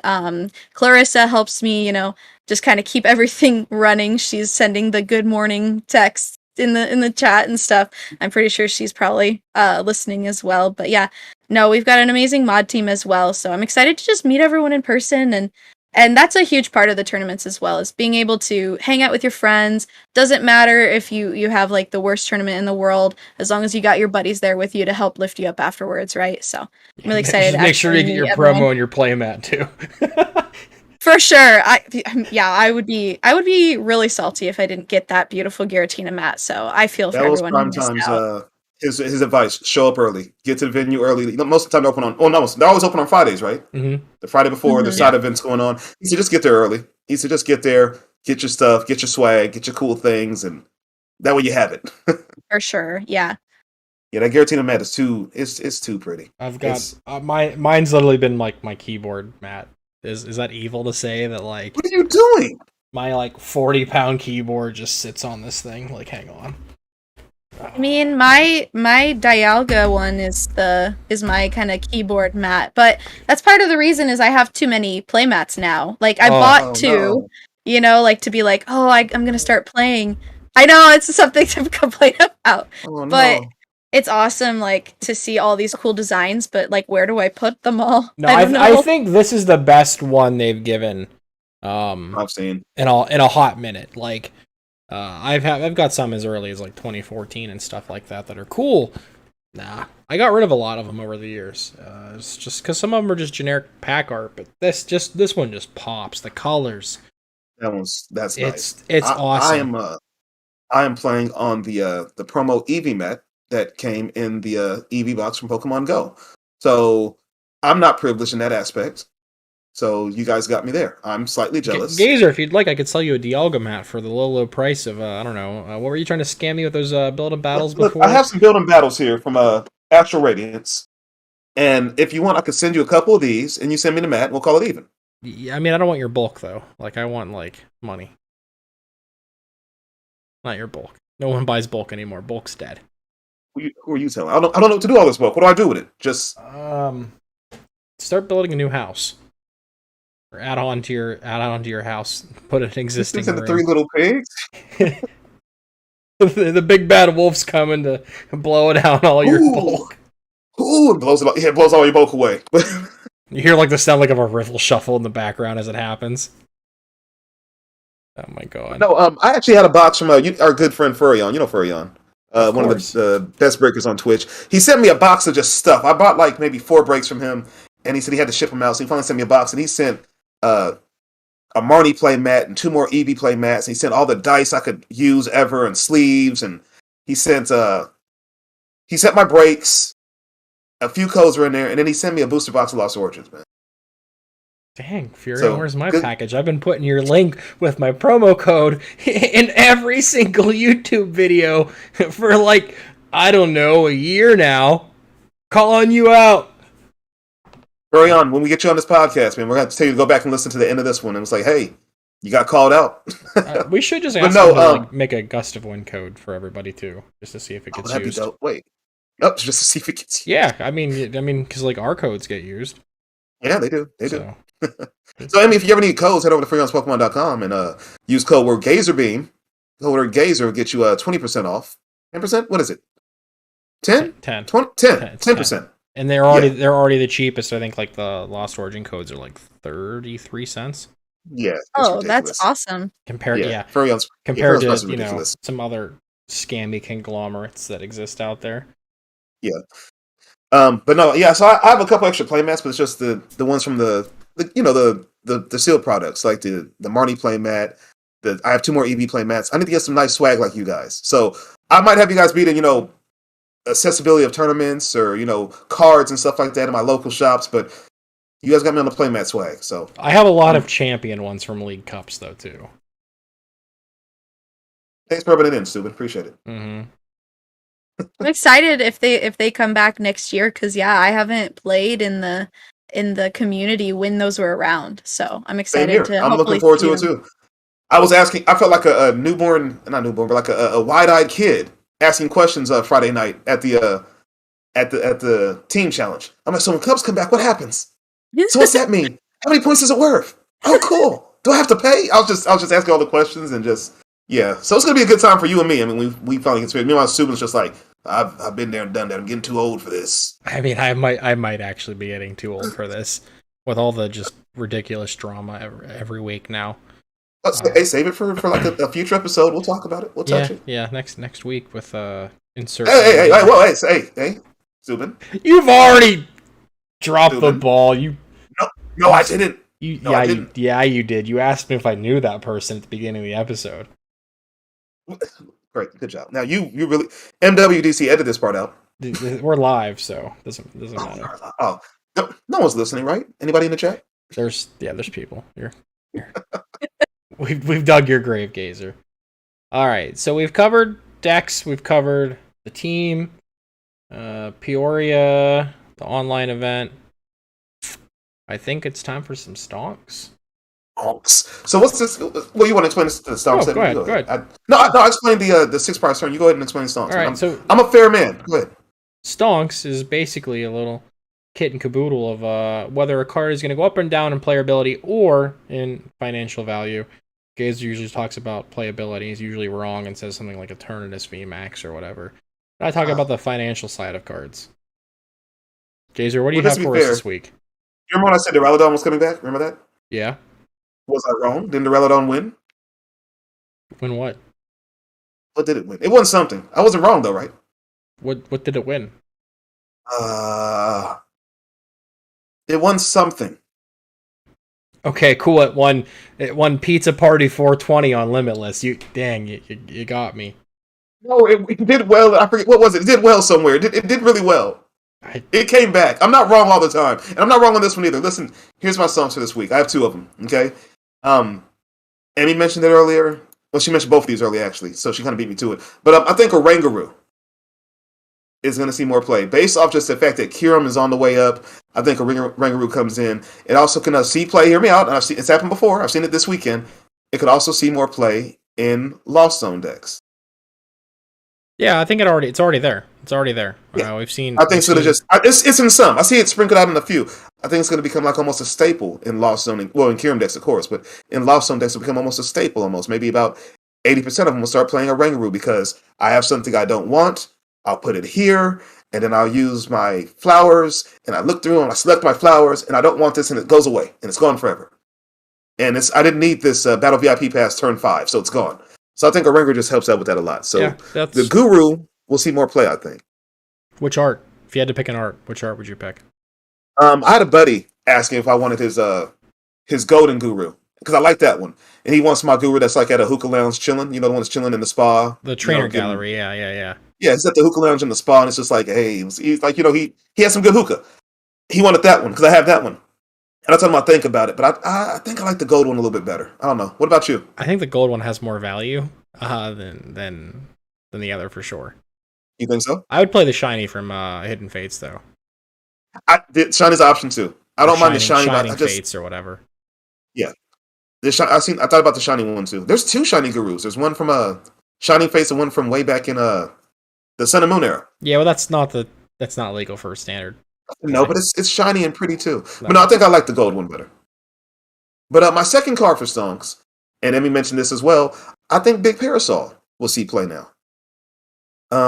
With Sableye running rampant. Like I told you I played a couple I've been playing Hisuian Zorark, and I played a couple Giratina decks.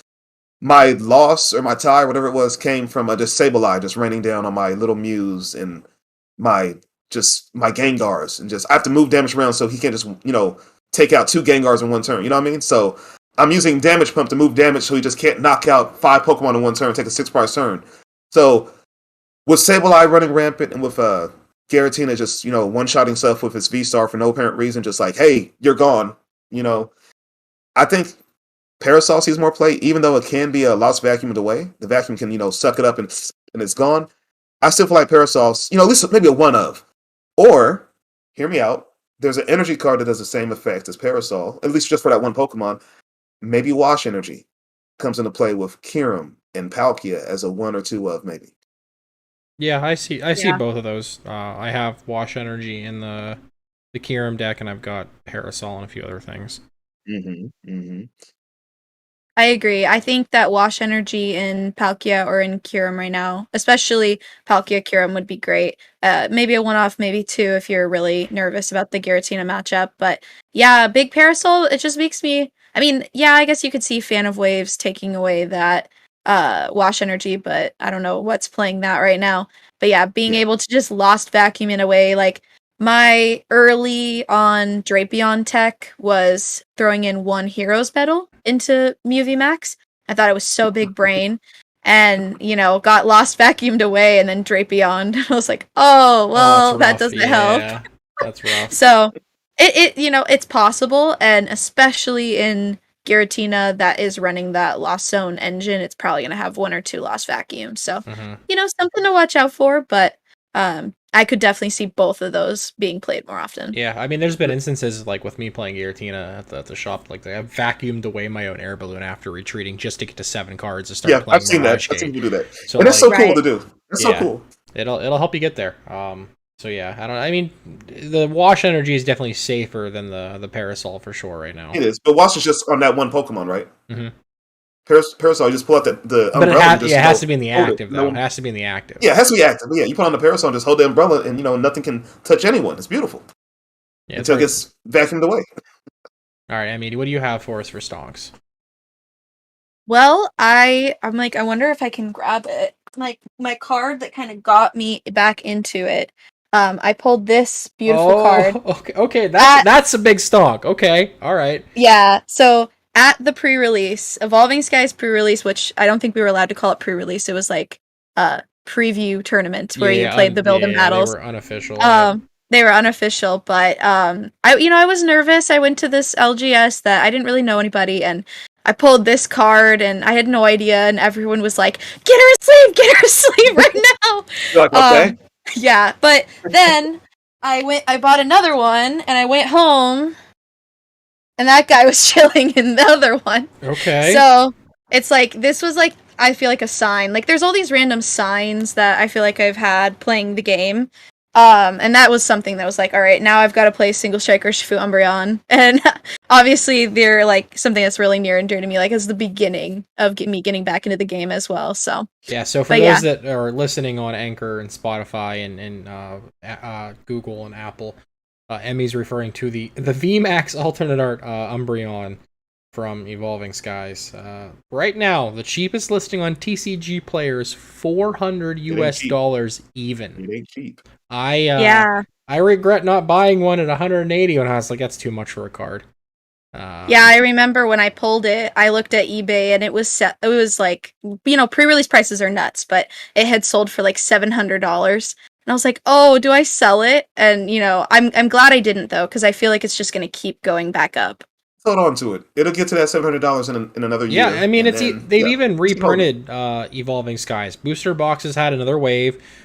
Sleeve packs have had 2 waves now, one on Pokemon Center, one for the retail store, 2 different print runs. You can find the Evolving Skies ETBs at like Sam's Club and Costco right now. Have you seen that Costco pack? Yeah, it's like $30. The, You get a yeah, tin with the and ETB and then a case of like an EV10 or something like that, just all wrapped into one. I'm like, what? And you know, it's potential that it's out there and you could pull it, but just it's such an awesome card that people just are like in love with it. But yeah, I regret not buying one at 180 at one of the stores in the area here, and yeah, that's out of the question. I did make the same mistake. I went and got a Evolving Skies ETB. When the second run came through, one of the stores was like, "Hey, we got ETBs. Like, let me get one of those." So I got that, and I bought a booster box of Evolving Skies way back, almost a year ago, way back in like November of last year, or December maybe.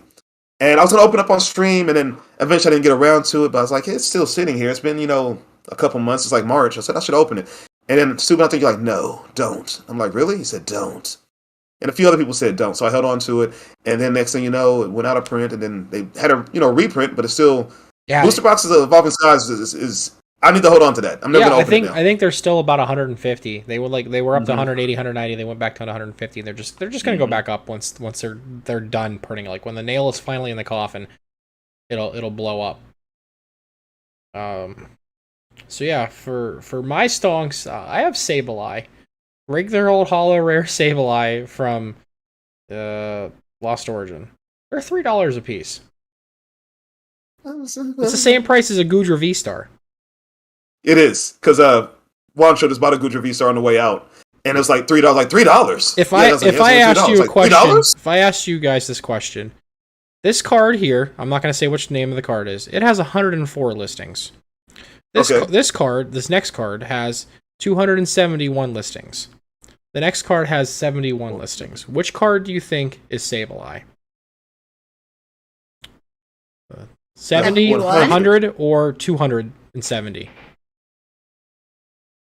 I don't know. I'm gonna guess the 71. Sableye has 71 listings right now. Giratina V at about $5 and change has 271 listings. Mm-hmm. You would think a holo rare would have way more listings if it's a $3 card compared to a V, the cover card of the set, for $5. Yeah, what are you getting at there, Stupid? I think we're going to see a lot of Sableye at Peoria. The market tells us a lot more than people want to ever consider and think about. Do you think they're kind of holding on to their Sableyes and like, keep this for a while? Yeah, I mean, there's less Kyurem VMAXs on the market than there are Giratina V-Stars, and Kyurem is still cheaper. What are you getting at there? You think people are getting their Kyurem and like, maybe I'll use this? I think we're going to see a lot of Kyurem, and I think we're going to see a lot of like Lost Box with Sableye. I agree with the Lost Box. I think we'll see Giratina. Just it won't do well. Oh yeah, I think we'll see Giratina, but I feel like more people have bought Kyurem and Sableye. Yeah, so. And we were talking about it a little bit earlier too. With Lost Box is more affordable, and so maybe more people are more inclined to buy it as well. But the fact that a lot of the essential cards are in the rare slot, it's I opened a booster box and Elias opened a booster box. We pulled 3 Comfy out of 2 boxes. They're about $2 each too.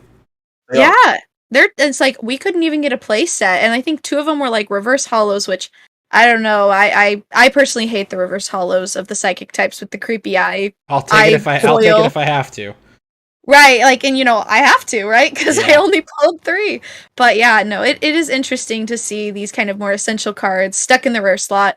You can open a whole box and maybe whiff opening one Sableye. Yeah, I have 5 or 6. I have 6 and a promo. You should probably keep what you need and then move them while they have value.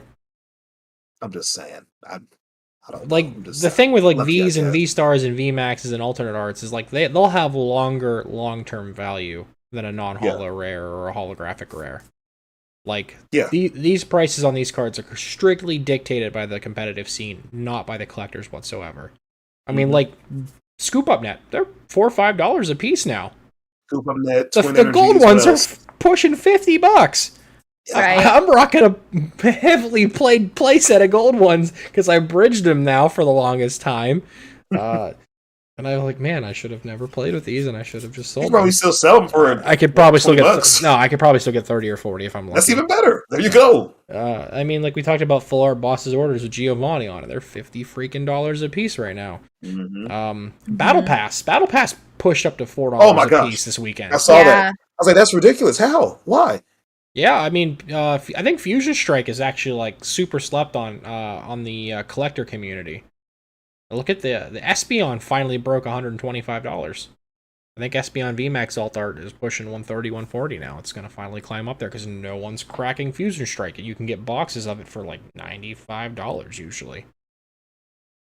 Sometimes cheaper than that, man. Sometimes cheaper than that. So if you can get if you want to have fun cracking packs with a good chance of something that's in there that's decent between all the the Fusion Strike alt arts like the Mew, the Genesect, the VMAX, the Gengar. Did you see it?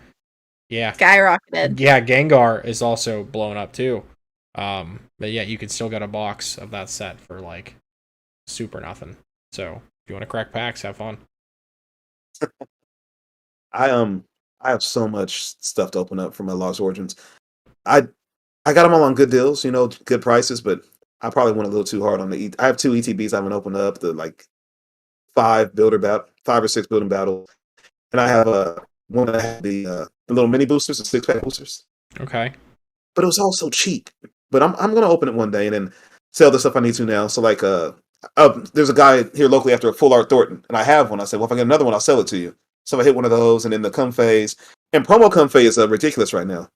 Yeah, I think they're like anywhere between 8 and 15 floating around. I've seen a lot of them for 15. And I have these 5 or 6 building battles. Like, man, imagine if they're all promo Comfeys, all of them. Just imagine. Yeah, to crack them open. Yeah. What's stopping you? And then you have booster packs too. Mm-hmm. I'm going to sell some of my VIP passes though. I seen that yesterday for $4. Like $4? Yeah, dig through your bulk, find your battle passes, find extra scoop up nets. I mean, I highly doubt anybody has scoop up nets at this point. Extra scoop up nets? There's no such thing. They're a hot commodity. However, one of the kids that did come to the store yesterday, he said he stopped at GameStop because the Blue Trainers toolkits are down on $9.99 on clearance at GameStops. So someone mentioned that at the locals today. There's a GameStop right next to the store we went to. Yeah. And he was like, we went inside, we're looking for it, so we saw a sale, and they didn't have any. I'm like, oh, okay. Yeah, check. Well, I didn't know that. Hot tip for anybody listening: go check your GameStop. Look for the Blue Trainers toolkit, not the purple one. The blue one. $10. $10. There's at least 2 scoop up nets in there, 2 bosses, 2 research, 2 Marnie, quick ball, incense, stuff like that. I think ordinary rod, pal pad, whatever. All good cards, and also 4 booster packs and sleeves and 2 Crobat Vs. So like, yeah, Crobat and some of those cards are going to rotate, but to spend $10 to guarantee yourself 2 scoop up nets and 4 booster packs, that's pretty good. I think the packs even inside if you don't are want random. The scoop up nets, yeah, even if you don't want the scoop up nets, they're a good card. But if let's say you don't want them, you can still sell those for more than half of what you bought the box for. Yeah, right. So yeah, the guy also told me that they had something else on sale too. Some other ETB or something was on sale too. He couldn't find anything, but he said they're trying to clear out some of the other product, I guess. So I'm like, okay, I'll be on the lookout. I usually, like I said before, I kind of hate supporting evil company like GameStop, but hey, if you can save money, then I'm supporting you in that process, not GameStop.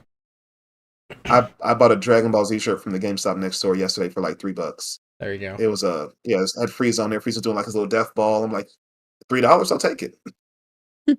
All right, so this will be weird. We're gonna move into the Q&A, and we're gonna do live Q&A. Because we don't have channel point redemptions. This isn't Twitch. So I miss Twitch. Shut up. Take me back. Oh my god. So if you guys have any questions that you want to ask us or Emmi about anything we've talked about or something we haven't talked about, please ask away now in the chat here on YouTube. If you're listening to the Anchor, Apple, Google, Spotify version, just come hang out with us on YouTube, I guess, maybe Twitch still. Follow us on social media. That way you know where we're going live and when we're going live, since we also record on random days sometimes. So, like last week, we recorded on a random Wednesday for us, but it was a Thursday for Mitch. Yeah. Over there down under. Yep. So it's always hard to say for sure. I'm going to scroll through. I did see one question that I do want to answer earlier from... Ask those questions, guys. From you guys got any more questions? Cordy asked, can you use a Yu-Gi-Oh! Playmat at a Pokemon tournament? And the answer is no. Now, if you're playing it like your locals and it's an unsanctioned event, technically it's up to the store, but for the most part, if you go to like an official Pokemon event like a regional, You can't use a playmat that isn't Pokemon or like plain colors. Same with sleeves. Like if you have like sleeves that are like Dragon Ball Super, you can't use those. You got to use solid color or Pokemon branded only. Why is that? Why is that? To just kind of protect like their own branding assets. Like when you sign up for regional, you technically sign away like your photo rights. And so they don't want to like post photos of like other brands or corporations or so on and so forth. And also, a lot of people make like these stupid, super perverted anime playmats, and they also just kind of want to avoid that too. That are just like obscenely lewd for no reason. I have an Eevee playmat. That's perfectly fine. You could totally use that. No, I played a guy yesterday who brought up his Yu-Gi-Oh playmat. He said, "I got you on the playmat, brody," and he was like a full blown Yu-Gi-Oh playmat with the ancient was it the Ra and Obelisk and who am I missing? Scyther. Not Scyther, but Slyther. The Sky Dragon. But yeah, he had a playmat with all those on there. And I said, yeah, we'll share playmats. And I started using it and slipping and sliding. So I said, hey, I'm going to put my mat on top of yours. And then, guy next to me was like, oh, that's disrespectful. I'm like, I can't shuffle. They're sliding around. So I was like, can he play that? But you answered my question. He can't. Yeah. And Cordy just followed up. Can you use Lucario sleeves in a Pokemon tournament? Yes, you can use the Lucario sleeves. Like if they're like I think you're talking like the Ultra Pro branded ones, then yeah, technically those are okay. They're not optimal. They're not great for shuffling after so long, but yeah, you can technically use officially licensed Pokemon sleeves or even like imported Pokemon sleeves as long as they're Pokemon. Yeah. We have a guy here who gets all this stuff from not all this stuff. He gets tons of stuff from Japan and orders it, and he'll resell it to people. Some stuff he just takes for himself. He has like a whole is it Juniper or is it? I think it's Juniper. He has like a Juniper playmat, sleeves, deck box, and he has one of Nessa. And he has a whole sort of just a amount of stuff, different things, and he plays with those, and he's allowed to because it's Pokemon, like you said. Yeah, it's perfectly acceptable. Gazer, there's a question right there. There you go. Okay, here we go. Okay, so Emmy, I think this question's for you, Emmy. Would you rather fight 10 Pikachu-sized Gazers or one Gazer-sized Pikachu? This is terrifying. Gazer, how tall are you? Short. I'm very short. I'm only 5'7", 5'8" on a good day. So I'm not that tall. So not really terrifying. So I'm leaning towards the Gazer-sized Pikachu, but I'm only 5'1", so I'm even shorter. Yeah, that sounds scary. Wouldn't it just be bad in general though? Because like it's Pikachu, like it's got lightning bolts or whatever. Like, but if it's 10 of me, that's just size of Pikachu's. Yeah. I would take 10 Gazers on that are like like a foot tall. I would just start punting them.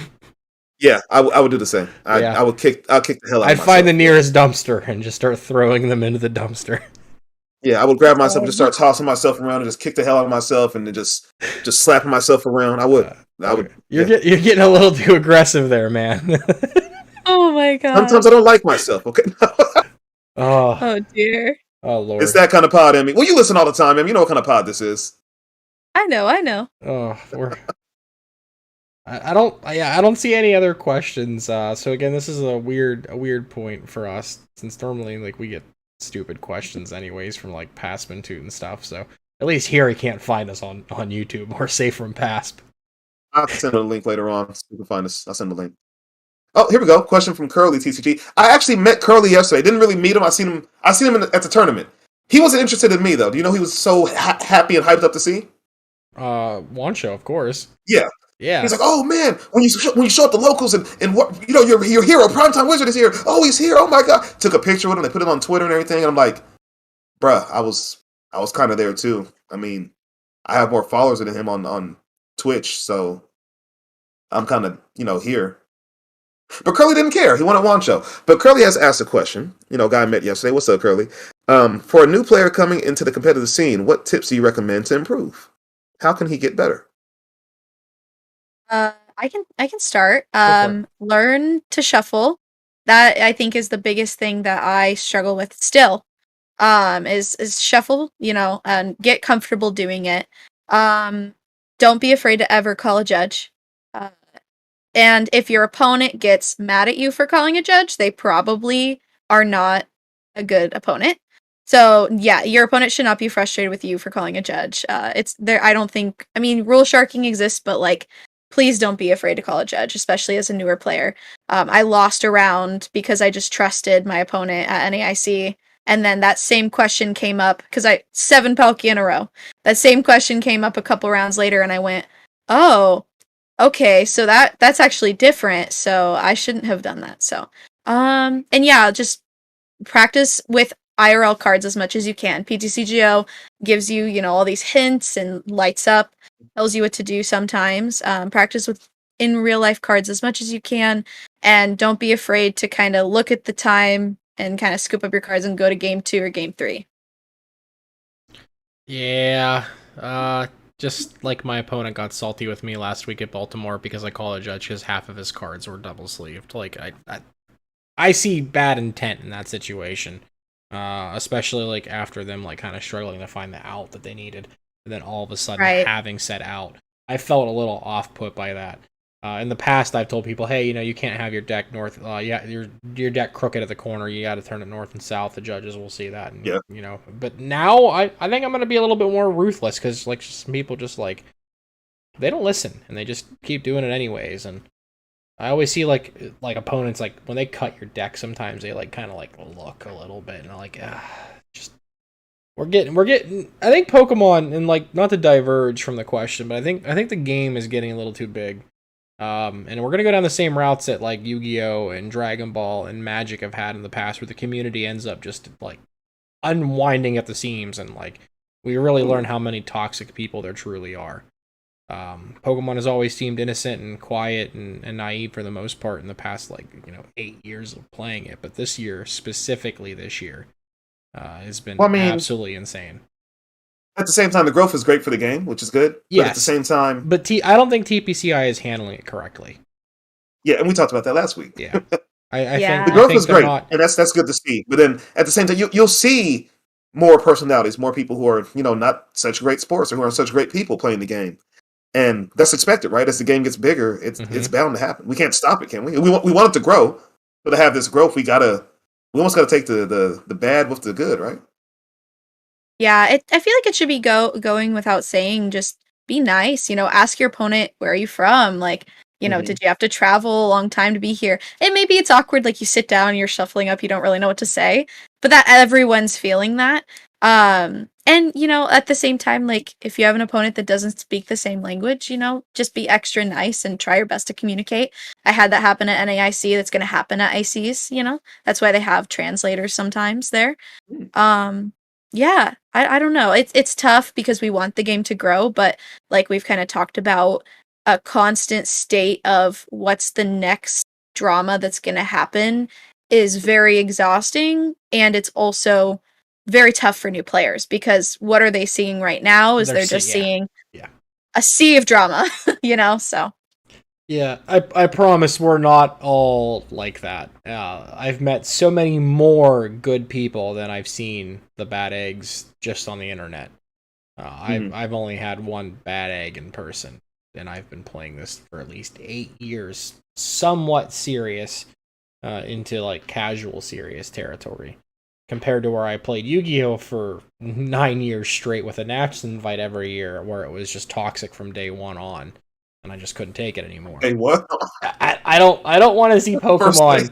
I don't want to see Pokemon get like that. But like if you see someone doing that, something just makes you feel uncomfortable. Whether it's a gameplay mechanic or it's something they said or like a ruling or a question, just call a judge or just speak up, speak out. Don't bite your tongue. I was playing yesterday. Oh, sorry. Go ahead, Emmy.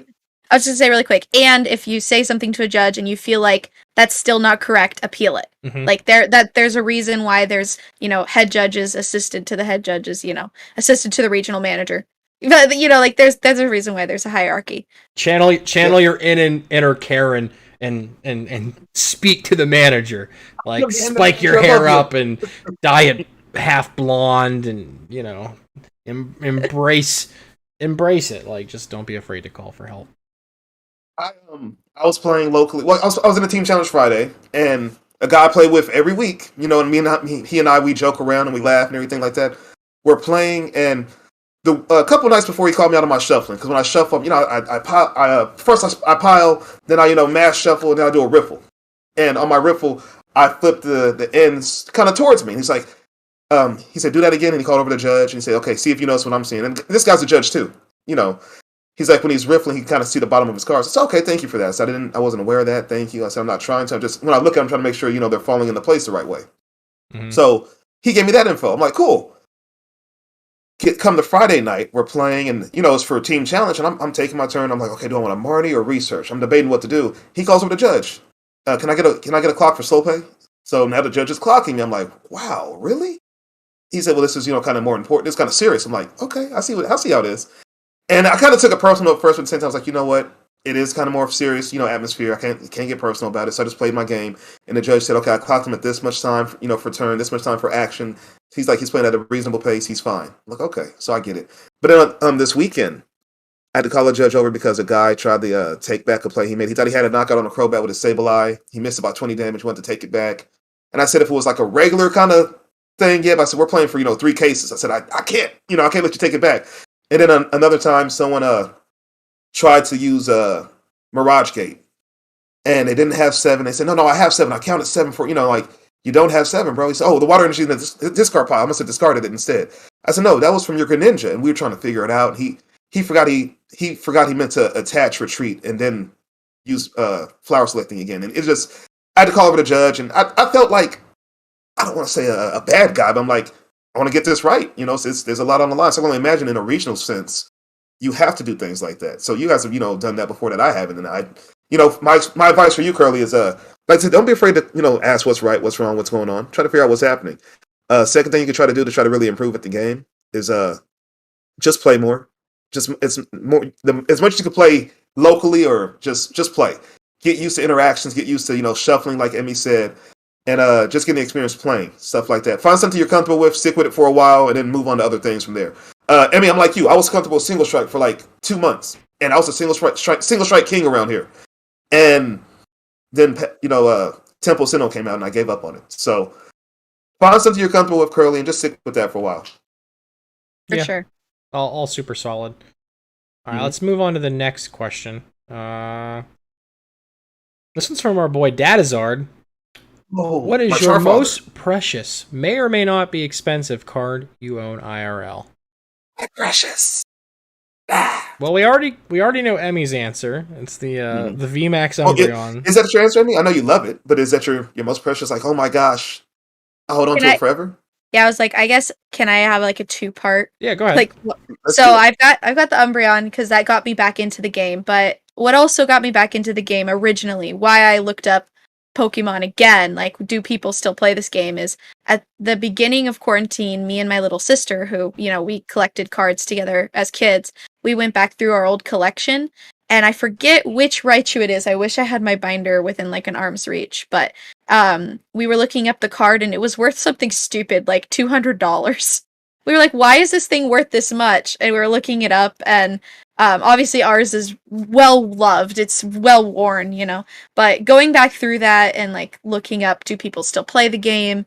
Watching the Players Cup online, finding Frosted Caribou's content kind of started me on this whole journey. And so that card is also like, it's in my binder right now. Like, oh my gosh, Emily, sorry. I see my best friends in chat now. And I saw Clarissa earlier. Gazer, what do you have? Couple cards from my childhood. I don't know if you're aware of this too, but I'm on the older age of a Pokemon fan. Yes, we also learned you're African American this episode too. Yeah, it's a lot going on. A lot of leaks. And, I'll put out a tweet later. Saying yes, I am black. Yes, I am older. Prepare the press conference. I'll get the conference ready. Haven't had one of those in a while. But no, from my older days of playing, the chase card was in base set. What was the chase card, Stu? You know what this was? Oh, it was Hitmonchan. It was the best card in the game. Haymaker. Haymaker was the bomb, baby. I love that Haymaker, man. It was the Charizard. We all know that. Dad is ought to be so proud right now. It was the Charizard, and I never did get a base set Charizard because it was too expensive. Back in my day, I'm a little 9-10-year-old snot-nosed kid. I'm like, that's such a cool card. How much is it? And the guy at the shop's like, oh, this is $112. I'm like, oh, I can't afford that. I'm 10. I'm 9. Whatever. But I started mowing lawns or doing chores around the house. Got a little money, and by that time, base set 2 came out. So now I'm a little bit older. I have some money, and I'm like, yo, I want a Charizard finally. So I bought a base set 2 Charizard. It was in the top loader for the first time ever. I never had a card, this valuable in a top loader. And I'm like, whoa. And I still have that card. I don't know what it's worth right now, but it should be in decent shape. I really cherish that card a lot. And my second one is my first edition Lugia from Neo Genesis. That's a beautiful card. That can get up there pretty high. Yeah, I thought it was a cool card. When I bought a booster box of Neo Genesis when it came out. I had money then. And I pulled that, and I really enjoyed it. And I was like, this is a cool looking card. It's not good to play, but I was like, it's cool, and it's first edition. I said, so I'll keep it safe. So I put it, in a little top loader too, and I slid it off to the side in the back of my binder. And now I hear it's up there now. And I have one regular Lugia, and I have a first edition. I'm pretty sure they're worth a little something. So those cards are they mean a little bit, a little bit to me. What about you, Stu? I don't think I have one. Like, legitimately. Really? Like, I don't have any of my childhood cards. I sold them all when I was a teenager to get a car. I mean, I'm not like super attached to any cards specifically either.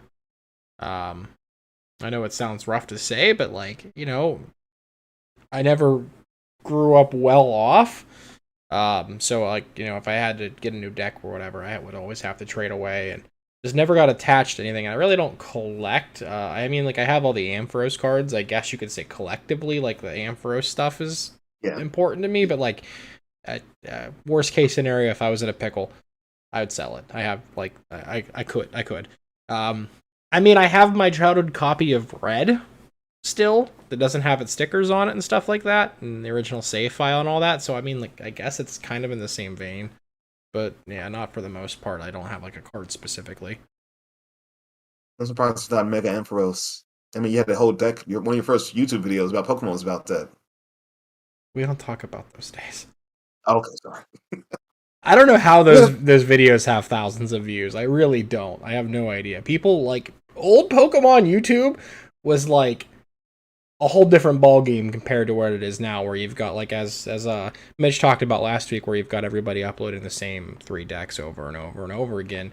Back in the day, we didn't have a metagame. People just made decks on whatever. Like, could you imagine, like, if every channel was like Dark Integral Gaming or whatever? Like, it would have been a whole. Back in my day, everybody played whatever. It was the Wild Wild West out there. Yeah, whole different ball game then. No, there was a metagame. It was. Do you remember when And I mean, I'll explain this to you. Do you remember when Sneasel came out? Oh God, it was banned. It got banned. It got banned. You remember when Slowking came out? It got banned. Yeah, Sneasel and Slowking, they were in the same deck here locally for me, and everyone played it. I even played it too. I was guilty of it. Well, the reason for that is they screwed up the translation for Slowking. Yeah. It wasn't, supposed to stack. Like, you were only supposed to apply one of those it had to be powers. And it had to be active. Mm-hmm. I mean, what it was, there was a card called Slowking, and it had an attack for like 3 psychic energies. And hear me out, damage was real lower back then. HP was lower. 3 psychic energies that did 20 damage, and if you flip a coin, you do like another 20 or another 30, something like that. Not that great, right? It was the ability, or back then it was called Pokemon Power, that was really busted. It got mistranslated, and instead of being, the correct way it's said, whenever your opponent plays a trainer card, and all trainer cards, there was no supporters or no items, everything was a trainer card. So whenever your opponent tried to play a training card, so Professor's research was called Professor's Oak. You discard, draw 7. Or Bill, you draw 2 cards. Or Switch, whatever you try to play. They flip a coin. If tails, they don't play that card, nothing happens, and it goes on top of their deck. Oh. So people would get 4 Slowking out. And if anyone tried to play 4 heads, you had to flip 4 heads to just play that trainer card.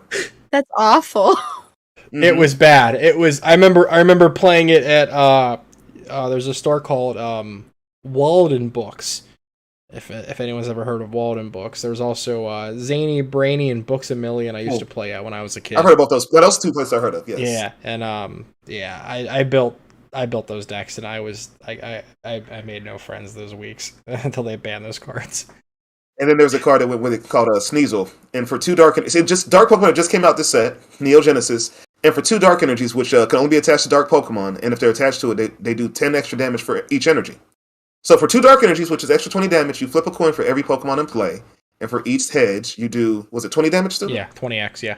20 for each hedge, yeah. So if you have 2 Sneasel in play, 2 Dark Energies on 1, and 4 Slowking, You just flip 6 coins, and you could do up to 140 damage. And Sneasel only has 60 HP itself. Yeah. So it's just Sneasels taking out Sneasels, and you're trying to use your Gust to win. The name of the podcast, by the way. They try to bring up another Slow King to try to, but you have to flip coins, and you're going after Sneasel. And it was a mess. It was such a huge mess. And that's for a while. That's all anybody played. That's all it was. Ah, the old days. Where everybody got their deck list out of like Scryer magazine and like Beckett and stuff Pojo. like that. And Pojo. You ever seen Pojo?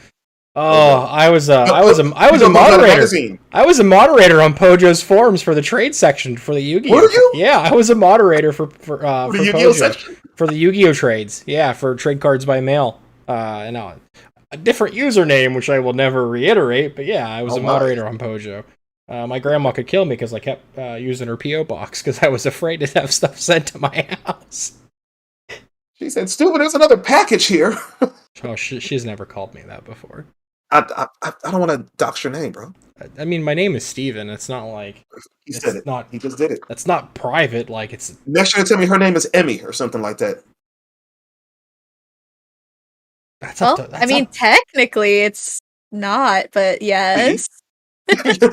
Yes, but no? It's not what my mom named me, but it's what I've gone by for so many years now. It's my name, Well, I have another confession. My actual name isn't Gazerbeam. It's actually Ryan.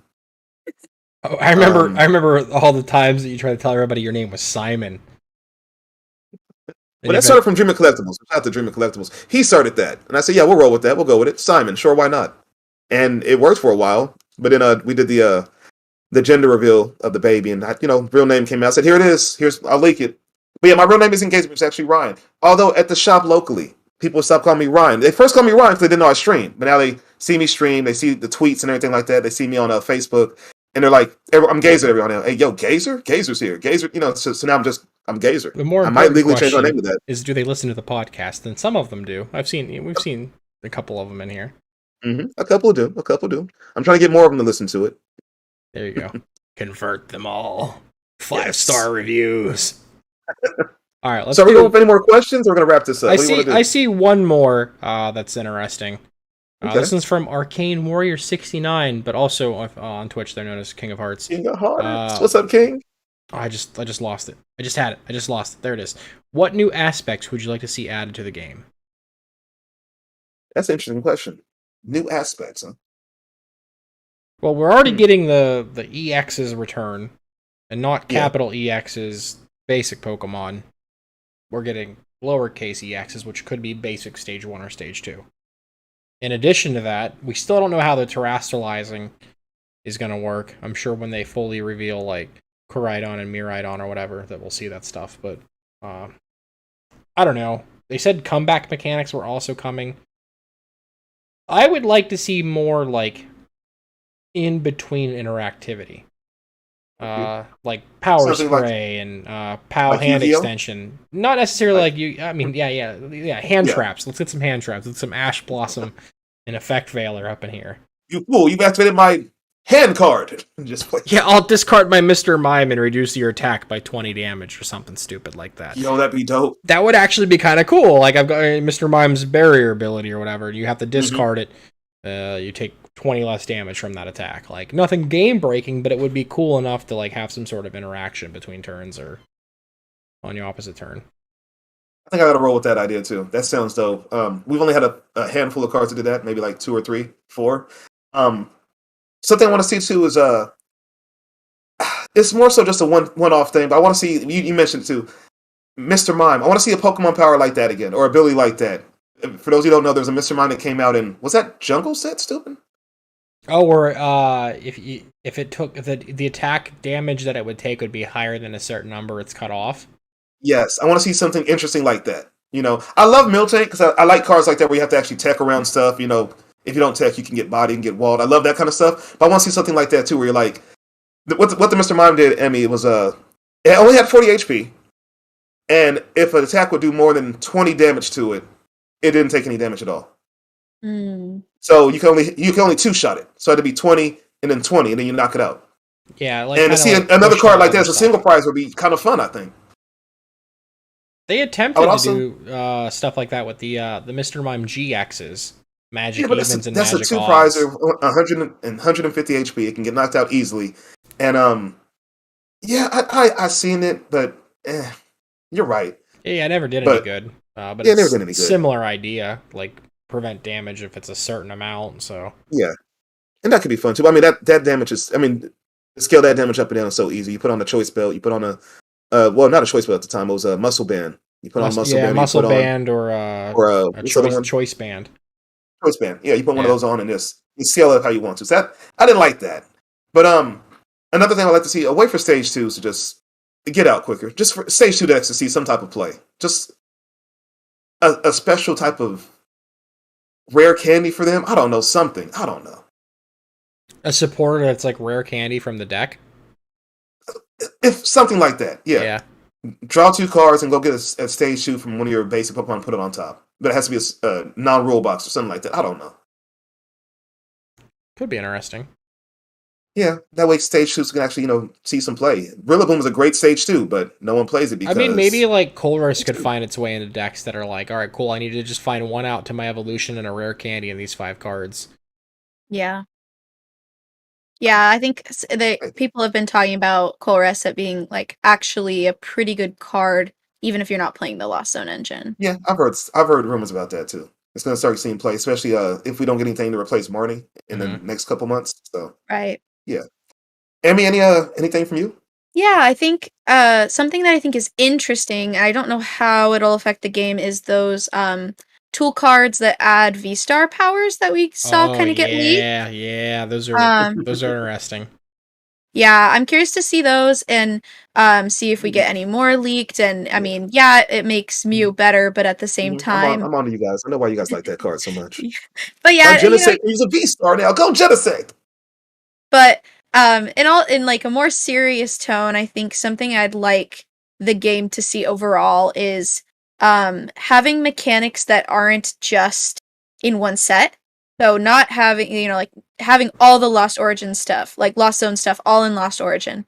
Like I think that's something that they kind of do is like each set has their own gimmick, which makes sense for marketing and stuff, but I'd like to see, the idea of single strike and rapid strike not just get put into 2 sets back to back and then we don't see it ever again. Yeah. See some carryover with that. I agree. See some carryover. Yeah, like Yu-Gi-Oh! How like they put like like 90% of an archetype out in one set, and then over the years, eventually, here's another card for this archetype, and so on and so forth. Like, that would be cool because then like that deck, as long as it survives in the standard format, would eventually get another card or 2 every couple sets that could bring it back into relevancy.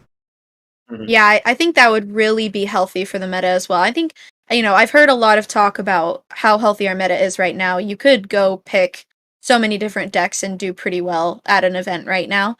But yeah, I think it would be really cool to see Pokemon not give up on a gimmick so fast. But I am excited to see the lowercase EXs at the same time, so I don't know. It'll be fun. It should be good too, because there's work towards getting those big dual prizers out. You have to work. You have to keep your basic alive, evolve it. It's not just I slap down my 230 HP Pokemon and your turn. Now I evolve into a 340 HP Pokemon, and so there's actually it's tougher, which is good. Right. That's why Stupid the Sun and Moon era. People love that era because you had GX that had to evolve. So yeah, I have some Sun and Moon through Lost Thunder decks sleeved up somewhere. So they're fun to bust out and play with every once in a while. Follow the older rule where you can play a supporter in the first turn where like Lily and stuff like that mattered. It's always a good time. Lily, remember not Kabu. What's the name? Kiawe? Yeah, Kiawe, Bridget, stuff like that. Yeah. But no, I mean, good point. Yeah. I agree. So we've answered some questions. We've talked about everything we wanted to talk about off the itinerary. So at this point, the floor is yours, Emmy. Any plugs, any shout outs you want to make? Sponsor deals, talk about the team, anything you want to say. It's the podium is yours. Thank you. Yeah, I'll talk about the team really quick. So yeah, Girl Power TCG, our mission is to make the game more open and friendly towards any women and non-binary players or players of, marginalized genders. You can message me directly, or you could message the Girl Power Twitter directly at Girl Power TCG. I'm at HuskyHusky2 on Twitter. And yeah, shout out to Kevin at Dragon's Lair. Shout out to everyone at the Oregon Pokemon Discord that was so welcoming to me when I first joined. Obviously, huge shout out to everyone on my team. And yeah, I'm excited to meet people at Peoria. So if you see me, please don't hesitate. I will be probably wearing, hopefully, Girl Power TCG jersey, so I might be easier to pick out of a crowd. But yeah, please come say hi. I'm so excited to see everyone, and I'm so excited to leave up a deck and play some Pokemon. So thank you again for having me. This has been a blast. Awesome. Yeah, her link is down below in the description. If you're listening, it'll of course be in the audio version's description as well. Gazer, do you have anything you want to add or say? Just Emmy, thank you for being on. I've interacted with you and talked with you on Twitter plenty of times, sharing jokes. You took my Ampipom deck list and you respected it, and I respect you for that. This is better. This is a much better interaction than meeting Mitch. He and I had different views on things, and I had no idea he was going to be like that. But you and I, we share a lot of the same thoughts. I respect you. I have a new appreciation for you. This is great. You don't like Gen 5 either. You never played it, so this is perfect. You respect Ampipom. This was great. But no, Emmy, I'm glad you came on. I have a thing for you, Gazer, and I've told this to someone else too. If I get my World's Invite, I will play Ambipom. No. I will. If I get it, if I get my World's Invite, but I will go play Ambipom. I will do it. So. Oh god. Hopefully I get it. I've never told anybody to throw intentionally at this point, but you might want to start throwing intentionally. Don't give this man his honor. I won't play it at Worlds, but I'll go play it at a regionals. Okay, there we go. But no, Emmy, it's been great having you on. Just the interaction with you online, is laughing with you, listening to you commentate with Doom. I think when we all commentate with Doom, it's a good time. Doom and I, we can't stop laughing. Subin's a little more serious with Doom, but Doom says he picks up a lot of good things from you, and then you and Doom have good flow together too. Although early on, Emmy, you were kind of confused on certain things. You're like, yeah. I don't think they could play. Oh wait, there's escape rope. Okay, that's there. Yeah. No, for sure. I mean, go ahead. No. Oh, I was going to say no, for sure. No, and I've learned so much in a condensed period of time, and I forget what the phrase is, like the mathematical equation that does that.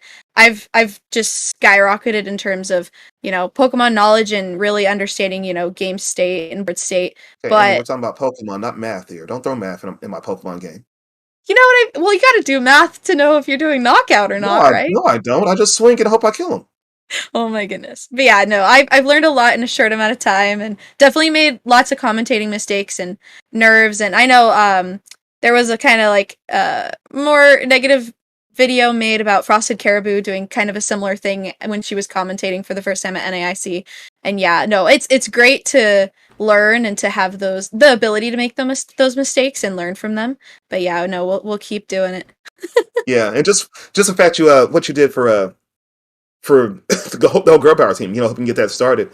You supported Boo, and that just blew up. I was telling Primetime, how you made that tweet and it blew up overnight, and then you were surprised with the followers you picked up and the traction it got, and just I'm happy for you. I'm happy you're doing what you're doing. And the area you're in is a really powerful area. You have yourself, Senior Doom, Melon Magikarp, that one Calvin dude, whoever he is. Cal's good. Come on. Yeah, that guy. Anyway, whatever his name is, that guy. He's okay. But no, you guys have a rich area over there. I'm happy you're into the game now, and hope to see you at a regional pretty soon. Thank you so much. Sue, closing thoughts? What's up? Yeah, this was awesome. Thank you for coming on. I appreciate your time. The next time that we'll be recording, it'll be pretty big. You'll want to come back here to this YouTube channel. October 4th. At 7 p.m. Eastern time. I'm not going to say who is going to be here, but definitely you'll want to come back for that for sure. So if you're listening to this on Anchor, Spotify, Google, Apple, don't forget to leave us a review. It would really help out pushing the podcast out there a little bit more to more audiences and more listeners. And yeah, come hang out on the YouTube channel and Twitch streams and all that. Links are always down in the description below. Our Twitches and our YouTube and everything. Well, not my YouTube, but yeah, stupid.